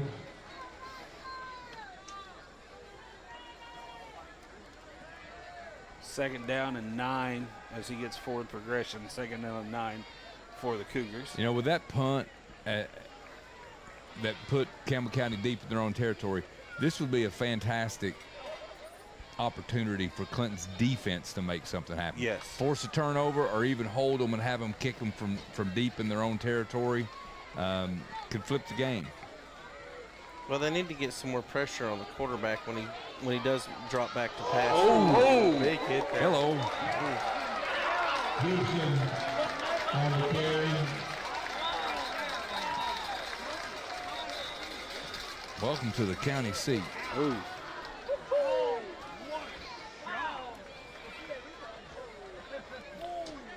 Goodness, I didn't see who that was, but they brought the lumber.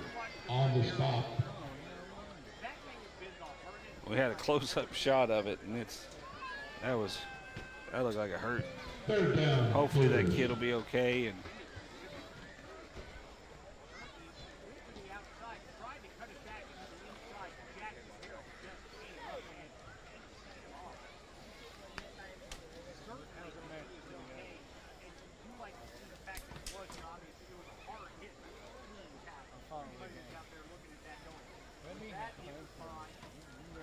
we're waiting to hear. Yeah, Clinton's training staff was over there rather quickly, and Campbell County staff joined him. Looks like he's sitting up now. You got to give that kid credit that he hung on the ball. Yeah. I mean, that's that was a teeth rattler. He's up and he's walking across the field, so that's good. Good show of sportsmanship there. Number 11, Timmy Gibson. He is a junior for Campbell County. That was goodness. What a hit. Yeah.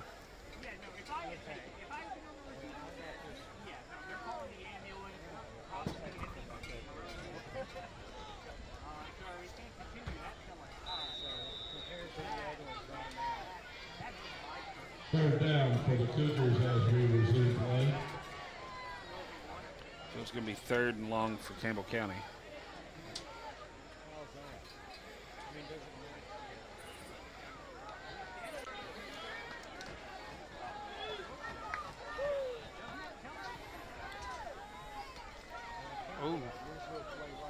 Oh, he has gets a hole through. here.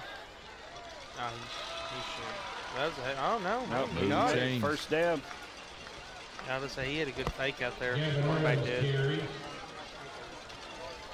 Butts on the tackle. First down, Campbell County.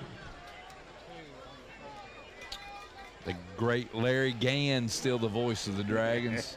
Hear those golden tones echoing through the mic. I think he's been at Clinton since he was a student, but like teacher up until he retired. I don't even know, like 70 in the mid 70s. I don't know, but he's been there as long as I can remember.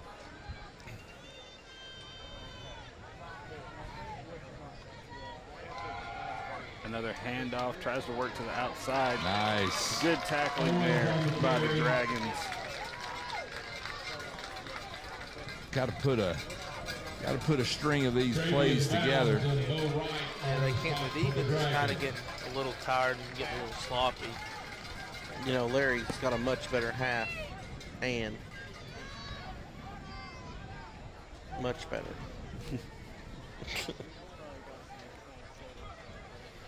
But I bet she couldn't call a football game as well as Larry can. Oh, I bet she could. You think so? Absolutely. I am being nice. I'm saying she could do it just as good as Larry. She was an English teacher. She wouldn't have no problem pronouncing these names. Or any trouble. Ain't no. Hey, I'm from Anderson County. That's how I learned. Timeout, Campbell County. Guys, this is at this point in the game, this is a pivotal point. I mean, like if Campbell County picks this up, sustains this drive, it's I hate to say this, but they're within one score. I mean, you score and get your PAT, you're leading the game.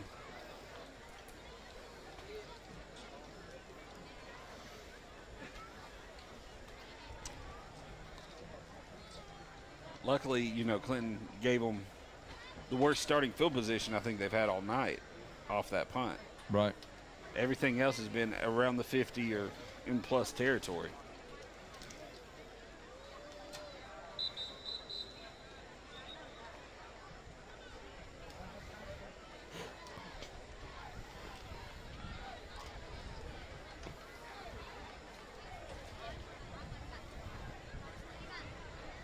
All right, well, big play here. Campbell County comes back out on the field.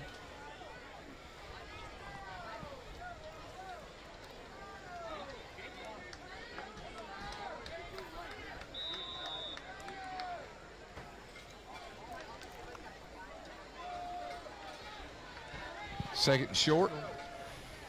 No, long. Yeah. Oh, that's right. Sorry. Oh, and he had him wide open. He did. He had some yardage. He catches that. He's running for a while. A lot of green grass in front of him.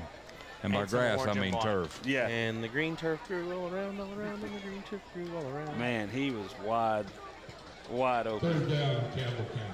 So now it's 3rd and 12 for the Cougars. Go right back to that play. Other side of the field.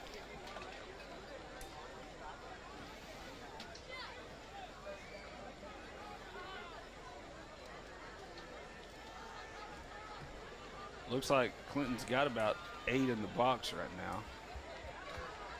Yeah, they're trying to 9. stack it, but Pitch he to was the there. You gotta outside. make that tackle. Still good wrap up there. They got one. Gavin Reynolds on the pitch.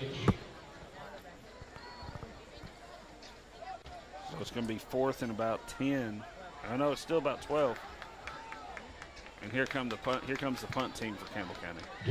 Jackson Harrell on the stop. 4th down, Cougars. Keep hearing that Harrell name. That's what you're supposed to do Is when he you're a a middle senior? linebacker. Is he a senior? I don't Let's see. Number 11. You know, he's a junior. Junior. One more year.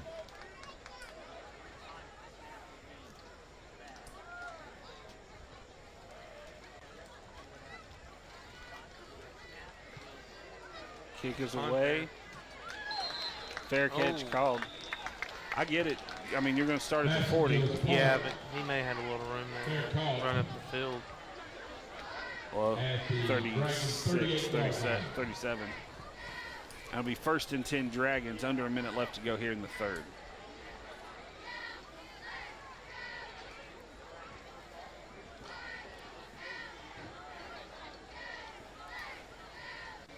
Big shout out to a good friend, Stephanie Sherwood, watching us on television tonight. Principal at Dutch Valley. She's all right. Big Dragon supporter. She's tried 3 different times to get me to name one of my children Stephanie. Well, you can, if you're texting her, she'll confirm that. I believe you, 100%. Nice start for the Dragons on this. Yeah, 2nd and 2. You've got anything in the playbook open to you now. 2nd and short. You can take a shot. Oh, you got to take a shot. Why not? I know who I'd throw it to. Yeah, but look how much room they're giving him. But I think you just get your run going to the next quarter. Oh, he gone. He's He gone. He's got one guy to beat, and he's taken down inside the 20. Huge run there, though, by Davidson. You know, I feel like I owe Davidson an apology. I keep waiting for Bryson Hammock to get involved in the game, and he said, "I'm already involved in the game. Right. Just talk about me."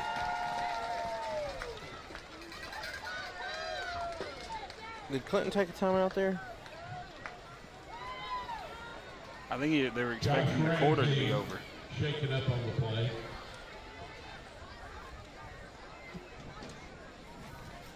Well, the clock stops to move the chains, doesn't it? Yeah, I think they said somebody was down on the play. Oh.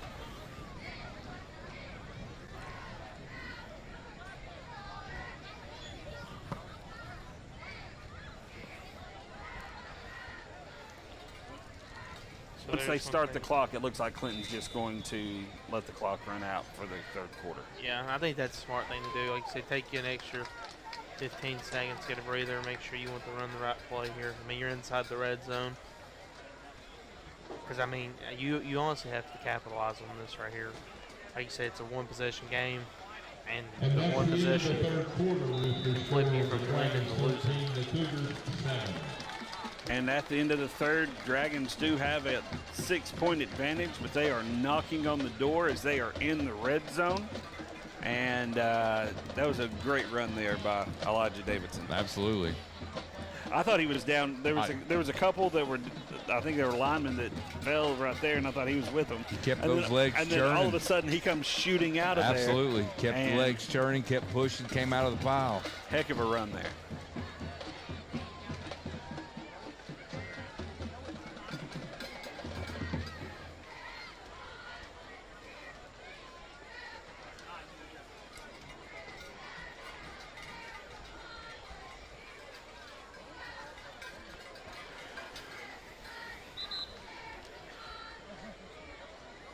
All right. 1st down and 10 for the Dragons from the 18-yard line. 12 minutes to go.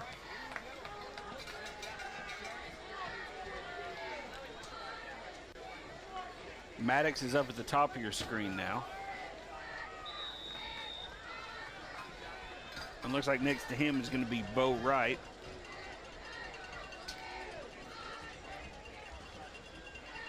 Handoff once again to Davidson. He cuts it up. Get a few yards there. Good run. Falls Gets forward. inside the 15 down to about the, looks 12. like the 12. Lindsay on the stop for Campbell County. And we're going to go down to BJ real quick with an interview with the cheerleading coach for the Dragons. I'm actually here with 2 of our senior cheerleaders because it's senior night, and I wanted to know, what is your favorite memory from the past 4 years of cheer? My favorite memory is beating Oak Ridge at basketball my freshman year by a 3-pointer. Mine definitely has to be getting to nationals last year at Disney. Now, you did make nationals last year. Are you going to be competing again this year? We sure are. Yes, definitely. As many as possible to get back. Absolutely. Well, good luck this year in competition and enjoy your senior night. Thank you. Thank you. Thank you so much. You should ask BJ if she wants to learn a cheer real quick. That would make good TV. We could get Lena out here to help show her how. Yeah, there you go. Hey, Go. I used to dance. Oh. Well, there you go. Cuts inside, gets inside the 5. Very I good did. run. No, that's great, and yeah, it would be fun to see that happen though. Hey, I believe I know that cheerleader on the right there. I believe that's a canaster, if I'm not mistaken. Am I correct on that? You are very correct. I know her mama too. She's the principal at Grand Oaks Elementary. They know your mama. Handoff once again to Davidson, bounces it out. Get in. Gets down to about the 1. All right. Thank you, BJ. Get on the ball and run a sneak with your quarterback. He built like a tank. Not a bad strategy though, because as that clock continues to wind, You kinda want I mean, to- obviously you want to poke Yeah. it in, but the time ticking off is not bad either. There's still 10 minutes left. 9:53 with a moving clock, 950. and as much as they're running, It's 3rd and goal from the 2. So they got 2 more opportunities here. Ooh, that was not. well, that didn't work out as planned. You take your field goal here? No. Yeah. I think you got to. That puts you up 50. Not unless you have a good kicker. You got to take a chance. 16 Yeah, to 7. they're They'll doing have to it. score twice to beat you. Right. It makes it a 2-score game. Absolutely. And they got to score twice in Yeah. 9 minutes. Which they've only done once in 3 quarters. Yeah. I guess that's true, but I just don't think they have a kicker. I don't think either team has a very strong kicking game. Well, we'll see. I mean, they're only getting the kickoffs to about the 20-yard line. As a former long snapper, what would be this kick? From about They're 6. Yeah. So 10, 16. 23, 24 yards. Mhm. It's only about 3 yards deeper than a extra point, but you're going to be offset. You're not in the middle of the field. Right. Yeah. If you're, see, that's what. What's see, the chances they fake it? Any Well, Very chance? low. No, they're Hell, going for it. They're not going to fake it because they're going to go for it. Yeah. There you go. I mean, I think, I don't know.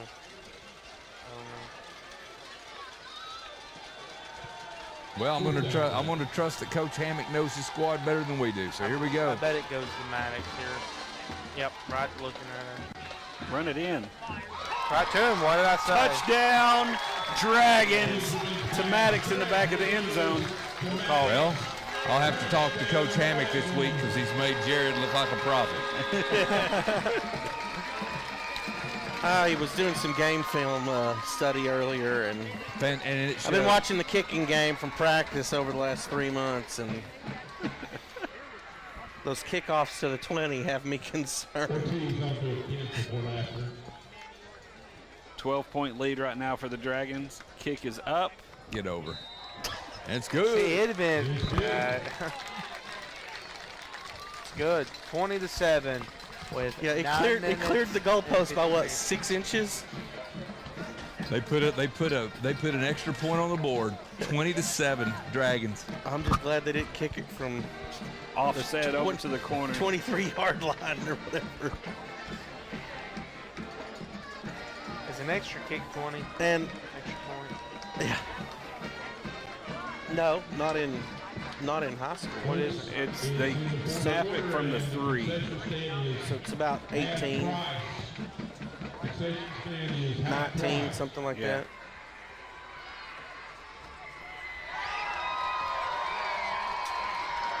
Do not adjust your television set. That is the lighting system over at the Dragons. They're super excited about a half price concession stand over at Dragon Stadium. They even got the lights flickering for it. I wonder if we can get them a spotlight that has like a piece of pizza on it. That'd be pretty good.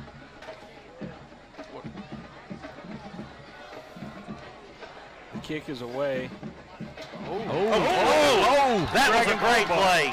Clinton ball. Wow. And that was huge. Dragons can salt this one away now, I think. If they go up a third score. Man, what a I say you go for what a it. bold move. Good play call there by Coach Hammock. He's playing chess tonight, boys. Playing chess in a world of checkers. Yeah. And like he said before the game, I mean, if they do come out and win this game, they have a chance of going to make the playoffs, which is crazy to think. No, I mean, like, yeah, they'll probably. I mean, I'd have to see the math. I haven't looked at it personally, but they said that if they win tonight, that they've got us locked in the playoffs. he said chance before, I thought. Keeps Good run it, there by the quarterback. Picks up about 5 or 6. Nice scramble there. Nothing open downfield, so he gets what he can get. You know, this is our first game of the year, but it feels kind of weird because, you know, we're almost a month into football season, and for me, it just feels weird. Yeah. Well, I love what Benjamin did there. I mean, right now, possession's more important than points. I mean, just, you know, obviously, if you score again, you put your boot on their throat. But having that could be a face mask. It should be a horse collar.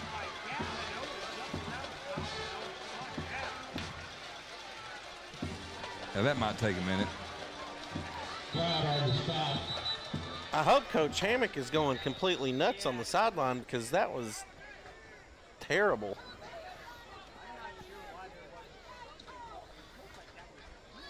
They've done so much for the safety of the players, and a play like that is just.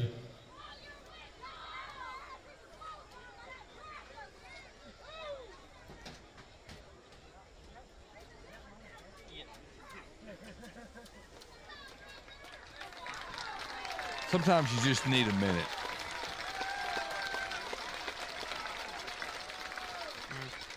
I'm glad he's staying cool, calm, and collected because I probably would, if I'd seen that happen, I probably would have exploded. You know, that's pretty cool as he's coming off the field, his teammates meeting him, encouraging him. I mean, I like the way that, you know, Coach Hammock has really stressed this, you know, we over me. I mean, and you can see that in some of those type plays. Oh, absolutely. And that's what it's about, especially in high school ball. I mean, it's good to have a star on the team, but. Zip. Oh. Well, that was the right place to throw it. He just threw it a little late. Yeah, we got to throw that a little earlier. Let him keep running with it. You know what is interesting? I did notice this. The quarterback's helmet does not have the C's on it. I've seen a few of them on the sidelines that don't have it on there. Did I not just say that? Like, in the I first didn't hear half? Yeah. I didn't hear you say that.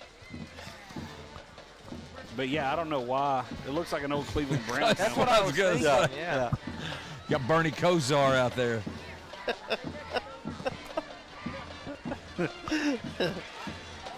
Somebody get that poor boy a sticker. Got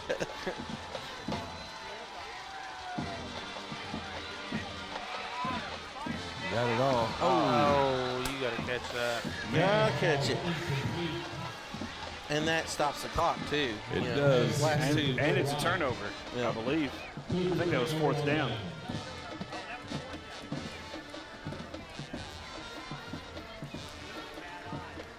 Cougars take over on downs there. 1st and 10. That was a great play on the kickoff, but they weren't able to do anything with it, unfortunately. I'll be interested to see with this defensive stand if they run any stunts with their linebackers, or they've got to get some pressure on him because he's going to throw the football. got one wide open out there on the, well. Safety got over there. Good Oh, tackle. nice Good tackle. That's the one that just got. Yeah, It was. Collar. That's the way to get you revenge. He didn't grab him by the collar. I think he had him by the upper. Rocker arms. Yeah, jersey on the shoulder. Nice job for him to get back in the mix. Well, I thought it was funny. It looked like he stuck his hands up, like, help me up. And Coach Ham was like, no, stay down there for a second. And he's like, no, help me up. You want to make sure they take their time. You don't want. Clinton was fortunate on that play. I don't know if you noticed, but when they snapped the ball, we didn't have anybody out covering I know. the wide receiver. The wide receiver at the bottom of the screen. You saw the defensive back running absolutely. over. Get him. Sorry, I get that from my mom. Oh, get him. He was in hot pursuit. Third down and long for Campbell County.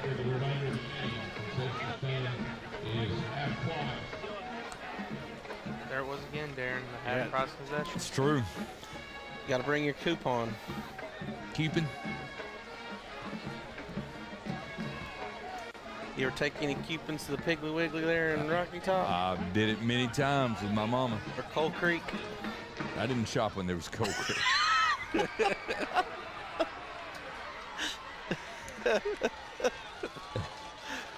Never experienced that one. Darren played football for the Coal Creek Miners back in the day. I think they completed the dam in '36, and they changed the holding. Uh-oh.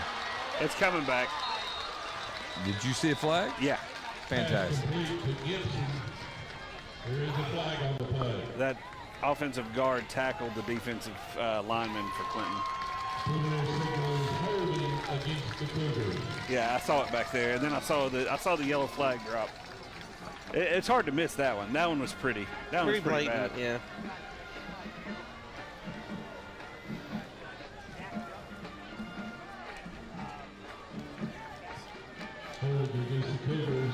Third down.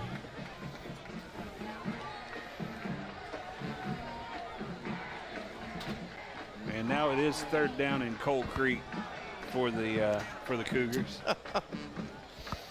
Not quite to Bryceville. It looks like they're taking their ball and going home. Beach Grove. Not quite to Bryceville. Beach Grove. I never understood why they would have the name Beach in a place that is in the middle of a mountain. Some good people from Beach Grove. Oh, absolutely. I went to school with several of them. Oh, there's some pressure. There's some pressure. Oh, yeah. Sacked. Oh, yeah. Number 30 again. Rocker Arm says, horse collar me, will you?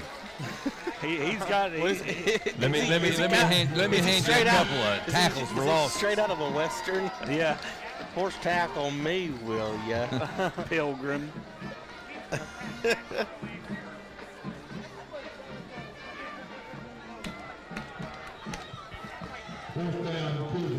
I tell you what, it's been fun to watch this. Other than one series, this defense has really played well tonight. Oh. Fourth and a $40 cab ride. Close.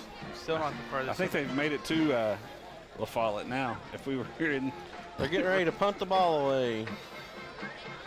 My prediction is they don't make it back to the original line of scrimmage. No. What might have fit? Oh, no. Oh, nice move. Gets up to the 30, 25. Oh, he gone. 15, 10. Touchdown. Touchback. Touchdown. No laundry on the field. Touchdown, Dragons. And that puts this one away. Elijah Davidson I the punt and gets to the end zone. I need one more score. 35? 35 to 7. I said 28 to 14. You got to come through for me, Coach Hammock. I need one more score. Yeah, you could be within 1 point. I'd be all right with that. Didn't I say 28 to 7? I said 28 to 14. I don't know what you said. I think you did say 28 to 7. I'm within a point right now. Or you said 30. Kick is up, and it's good. Oh, We're being told there's a special guest that's going to be joining us. We'll see who they got. Whoever could it be? Is it Ludacris? I'm standing here with the Professor! himself. Yes! Well, Professor Football, how's it going? It's not Ludacris.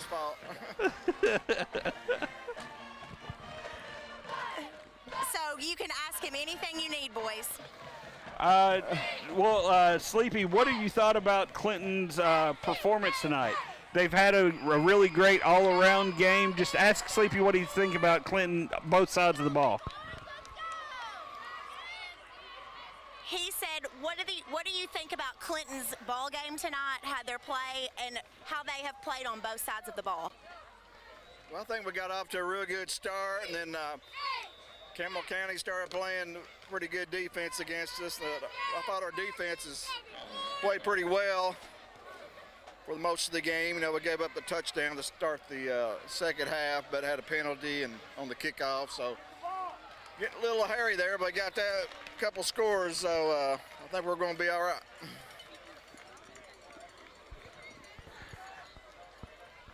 They want to know what your favorite football memory is at Clinton High. Wow. My favorite football memory. Let's see.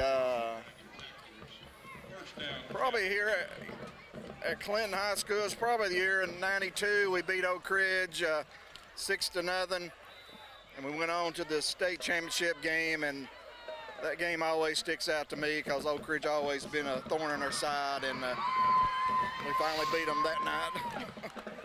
But that was a packed house that night. It was the biggest crowd ever at this stadium I've seen in '92, and it was just amazing. So I do have a question. Looking forward to next week when Clinton plays Powell, what's something that you think that they really need to focus on this week in practice? I just think we just need to work on probably just protecting the ball, no turnovers, play a clean game. Powell's a really good team, and they're going to capitalize, if we make mistakes. So I think if we can not have any turnovers, and we're looking pretty good, I think, offensively, running the ball and passing, and we'll be at home next week. So I think if we can do that, we should be right in the game. I agree. I think this week it's really focusing on those penalties.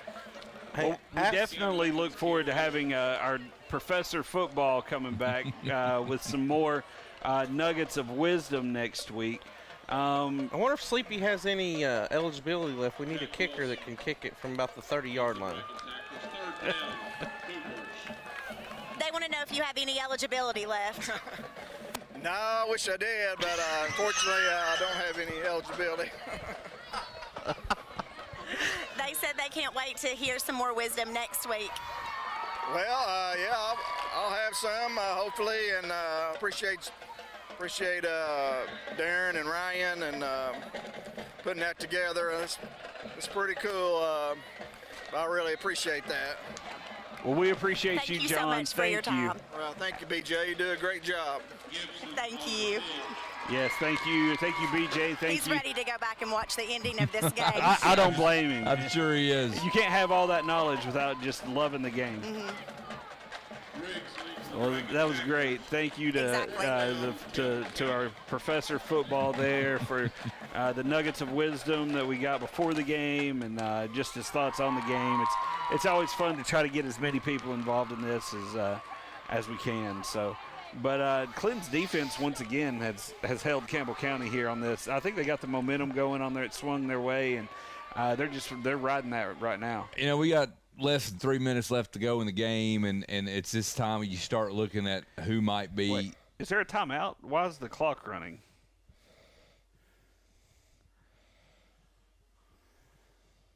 I'm confused. Well, I don't know. Sorry, and I don't know. We lost the crowd noise. I don't know who who would focus on as an individual for player of the game. I just think I think Clinton's defense has been. I mean, as a unit, I just think they've been stout. They had the one series, and I think John's right. One of the things I would look at moving forward, and I know from talking with Coach Hammock that this is what he wants, is cutting out those penalties. You know, I mean, but the defensive unit has just been fantastic. That front seven, the defensive line, the way they've played this run and everything tonight has been outstanding. Yeah, I think they've pressured the ball well. They've pursued well. I think you cut out some of those penalties. This is a different. I don't think Campbell County scores on that drive without some Clinton mistakes and Clinton penalties. The penalties, right. And the great field position they got. Yeah, it's not like they had a long drive; they had a short field that they capitalized on. I mean, and you're pitching the shutout. It's 27-0. Oh, ball goes in between the. You might get your points. Punter's leg. He kick it out for a safety. He did. I think he threw it out. Well, he probably kicked it. The way it was scooting across the ground, but hey, my 28-7 prediction looks pretty good right now. Absolutely. Yeah. Well, you're over, so just by a point. Well, this is The Price is Right, not The Price is Close.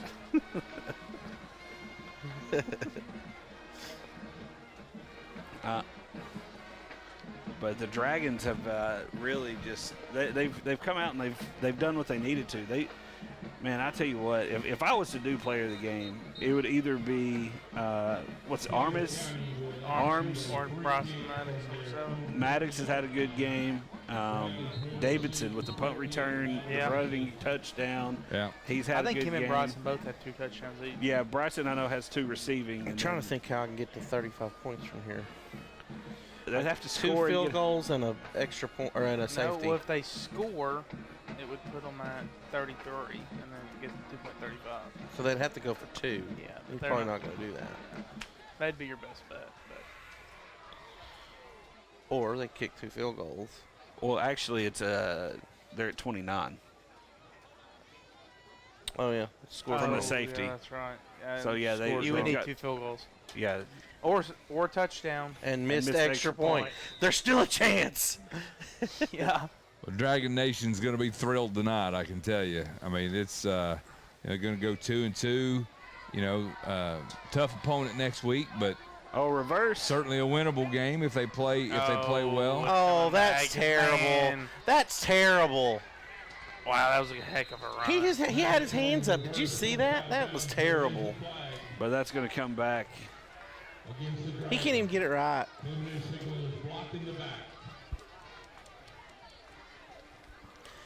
I always had a hard time when they called it when the defensive player turns their back to you.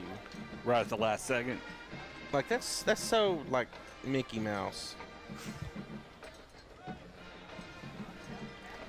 I'd say if you're Clinton, I'd go down there and score because of them.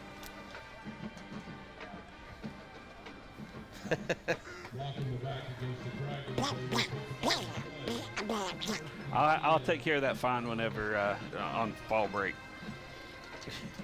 They're getting enough of mine. They're fining you for taking your kids down there.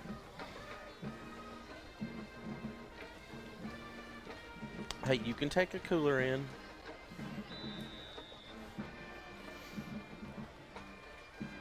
So here come the Dragons. See some ground and pound here. Yeah. I'd like to see some air raid and get to my points. They'd need to break a long run at this point, Jared. We just need to see a lot of I don't think Campbell County's going to be doing anything other than tackling to stop this clock. No, I think everybody wants it to just get to 0 and let's go to the house. I think they need to pick up 1 first down to really be able to end the game. You can be a first down all the way to the end zone. I think we got a new quarterback. Well, he played 1 play in the first half. Here he comes on the side. Stiff arm. Oh, why'd you stop running? Look. He's a freshman. Yep. They're going to have to give him the ball back, yeah.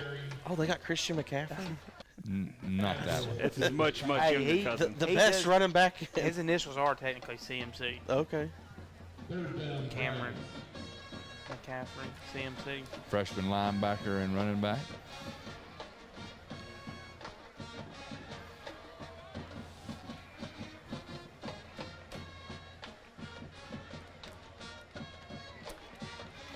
Well, it looks like I'm going to be short. Well, you're used to that. You know, if they hadn't had that one call back, I would have been right on the Yeah, money. you would have. Looking. We are throwing. Oh, Almost picked off. That was almost a pick six. And then mine would have been the closest, 28 to 14. Yep. So we got just under a minute to go here in the fourth quarter. And it stopped the clock. Fellas, it's been a It good did. first night for us. Absolutely. Yeah. All right, guys, we're going to try to do this. Who would you call as your player of the game, Jared? We'll just go around. Oh man, that's kind of difficult. Can I give it to a group? Yeah. I'm gonna give my game ball to the defense. I think the defense really came out and played well. This is a difficult offense to try to defend, and I thought they did a really good job tonight. Specifically the line, I really think. Yeah, And linebackers. Arms did a wonderful job coming off the end there, and so I'm gonna give my game ball to the defense. Dallas, what you got? I'm kind of going to go the same route. I'm going to do co-offensive player of the game for Bryson and the running back. Davidson?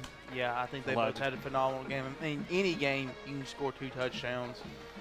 I think that just wraps it up for you there. And Davidson doing his on special teams and on running. Yeah, and I think he had a great game. And then Bryson had the one on the 4th and 3, and then cut across. and then the really good deep ball. So I'd give mine Co for offense. Mr. Leach? For me, I've got to go with the defense. I mean, just as a unit, I know I'm happy for Coach Hammock. I mean, he's done just a fantastic job, and I know he's doing it for the love of his community and the love of his kids, and I mean, just shout out to him. Shout out to Robbie Harrell and that defensive performance tonight. I know those guys both of them will sleep well. I didn't see Robbie tackle one person. I saw Jackson. Well, I saw him down in the corner of the end zone quite a bit, and I know he's invested. and he's holding that wall up down there by the locker room really well. Yeah. No, and again, I just want to say on behalf of those two gentlemen, I mean, know them both well. Good guys, good for Clinton, and good things are coming to Dragon Nation with the leadership of those two guys. So congratulations on the big win tonight for Clinton. Well, when they announced Robbie Harrell as the principal at Clinton, I texted him as soon as I heard and just, told him I'd be praying for him in his new role. And he's a fine person, and I think he's the right person to be at Clinton. He's a good man. Good stabilizing force, I agree. And that's your ball game. Your final score: Clinton Dragons 29, Campbell County Cougars 7. Dragons get the W. I think Coach Hammock's about to get a shower. In the dark. Look, they're being gentlemen. They're not going to get the coach. Yeah, you don't want to get the other coach. He was honored with the game ball earlier this week. The team signed a ball and gave it to him with their win. Cool. I thought that was pretty cool. Josh Reed making an appearance in the camera. Speaking of that, athletic director. Yep. I had Mr. Reed, a freshman criminal justice teacher. Oh, did you? Yeah, at Clinton. So. Well, they did an excellent job tonight, all the way around. Great job by the Dragons. And we'll be back here next week at Dragon Stadium for the Powell Panthers. We got the Cougars this week. We got the Panthers next week. A lot of feline interest. Absolutely. But way to go, Dragons. A big win. And I just love this for the community, for the school. After going through some hard times, and now they're just they're out there. They're celebrating with their team. They're celebrating with their coach. I love seeing it, and it's great to see. As far as the player of the game, I think we're not gonna worry about getting an interview because we're gonna give it to the defense tonight.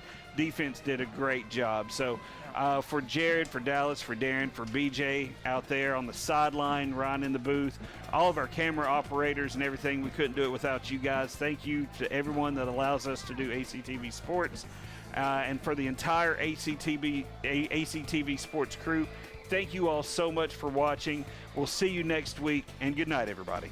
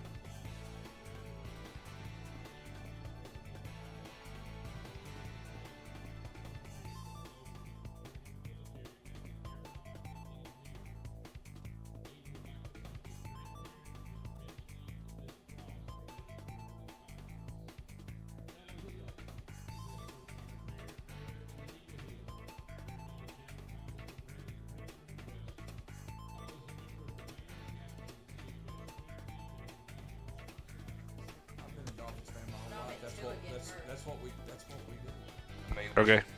Or two, it needs to. I don't go getting operating. That's why I was reading off. I said, "There's no heat not on there." You know what, sir? They literally 2 months. Just back.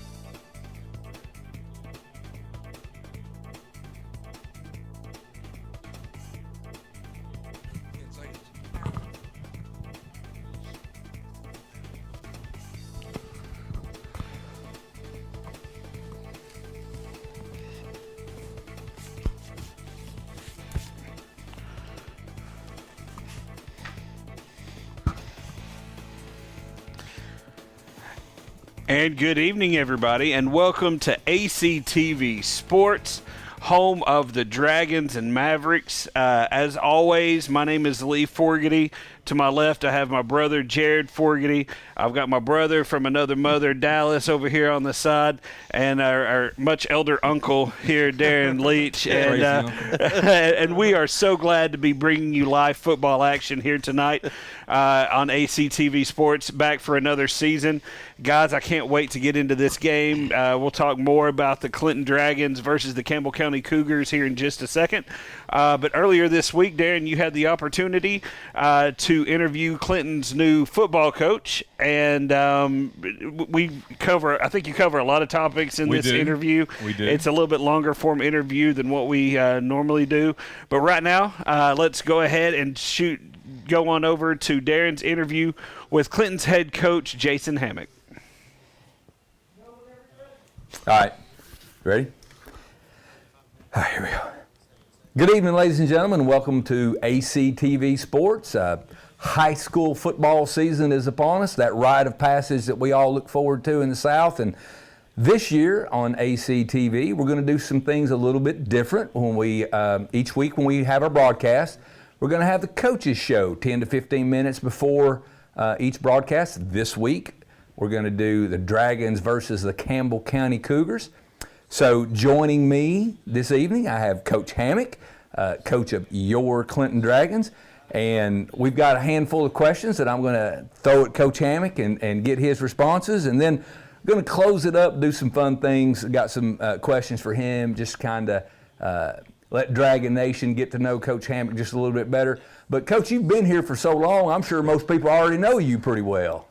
Probably so, yeah. Better more than they want to know? Yeah, probably so. Yeah, I've been around town a long time, so yeah. A lot of familiar faces all the time, and know most of the kids. I've known most of the kids as long as they've been on the earth. Even since they've been in Little League? Yeah, since they've been in Little League. So, yeah it's home. Yeah. Well, I appreciate you taking the time to do it. I know you and I talked this week. I know your schedule's super busy, so I appreciate you carving out some time for us. No problem. Appreciate you. Number one, talk about the growth and development you've seen from your team since summer practice and workout schedule started. Well, you know, it was a rough off season, so I think I took the job. I think it was first week in June was my very first week, and I hadn't been planning on coaching or anything, so I had a family vacation. So I was gone my very first week, and but great staff. Don Colquitt, some of the other guys, they took care of it while I was gone. Didn't miss a beat. The kids, you know, I think they were unsure of what the season was going to go like, the off season was going to go like, but they didn't hesitate. They just bought in. They bought in, went to work, and they've worked their butts off all summer long. School came back. We set down some expectations of what we expected in the classroom and this and that, and they have literally responded to everything we've asked them to do in the utmost way. That's fantastic. As a compliment to you, just from some of the people in the community, when the head coaching position opened up, I started hearing your name pretty early in the game, and folks just had fantastic things to say about your connection with the program, and feeling like that you were the guy that could kind of get things moving in the right direction. Even former Dragons that I know personally who are invested in the program, very complimentary of you and the things that you've done there. So that's always nice to have the support of your people. The support has been outstanding from everyone. I can't complain. I have zero complaints. Fantastic. Talk to us a little bit about your team leaders and how they're providing leadership and accountability. Well, we got a couple linemen. We got only 14 seniors this year. Some have never played before, but you got your Connor Riggs, your Andrew.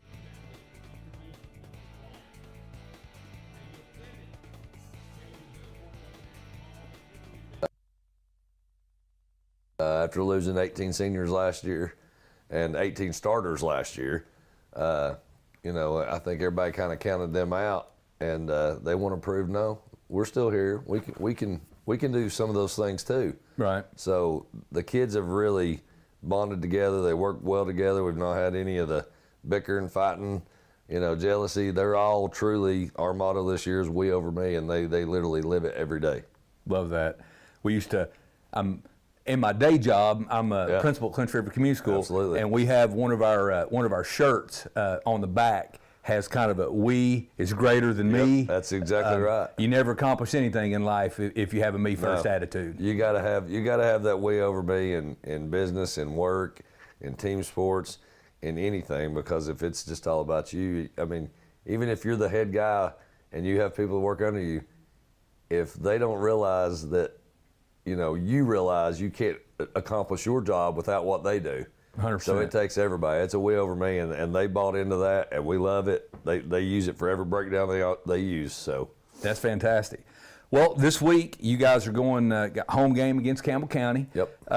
I know we don't want to give anything away, but in general, offensively, defensively, what's going to be your approaches against Campbell County? Offensively, we just want to be efficient. We just want to be efficient, move the ball. Obviously, cut down on turnovers and penalties, which we've done really good to be such a young team this year. We've done really good about not having too many turnovers. Last week we had a couple turnovers, but the first couple weeks we've done well. Penalties was a big thing. I told them I wanted to be the least penalized team in our region this year. That's something I really wanted to focus on, and they've done really good at that. So if we can be efficient, move the ball, not punt, not get any turnovers, and not worry about what they're doing, let's just worry about what we do. Right. Let's just worry about what we do, and the rest take care of itself. Defensively, Coach Pemberton, icon in East Tennessee as a coach. He's ran that wing tee at several different programs and been successful everywhere he's done it. I ran it for 18 years as well. I actually got it from him. So I have a lot of respect for Coach Pemberton. He's a great coach. That's a good community up there. I know a lot of people in Campbell County, but I root for them just like I root for AC and Oak Ridge and everybody else every single day except for the day I play. That's right. So we won't be rooting for Campbell County on Friday night, right, or Coach Pemberton.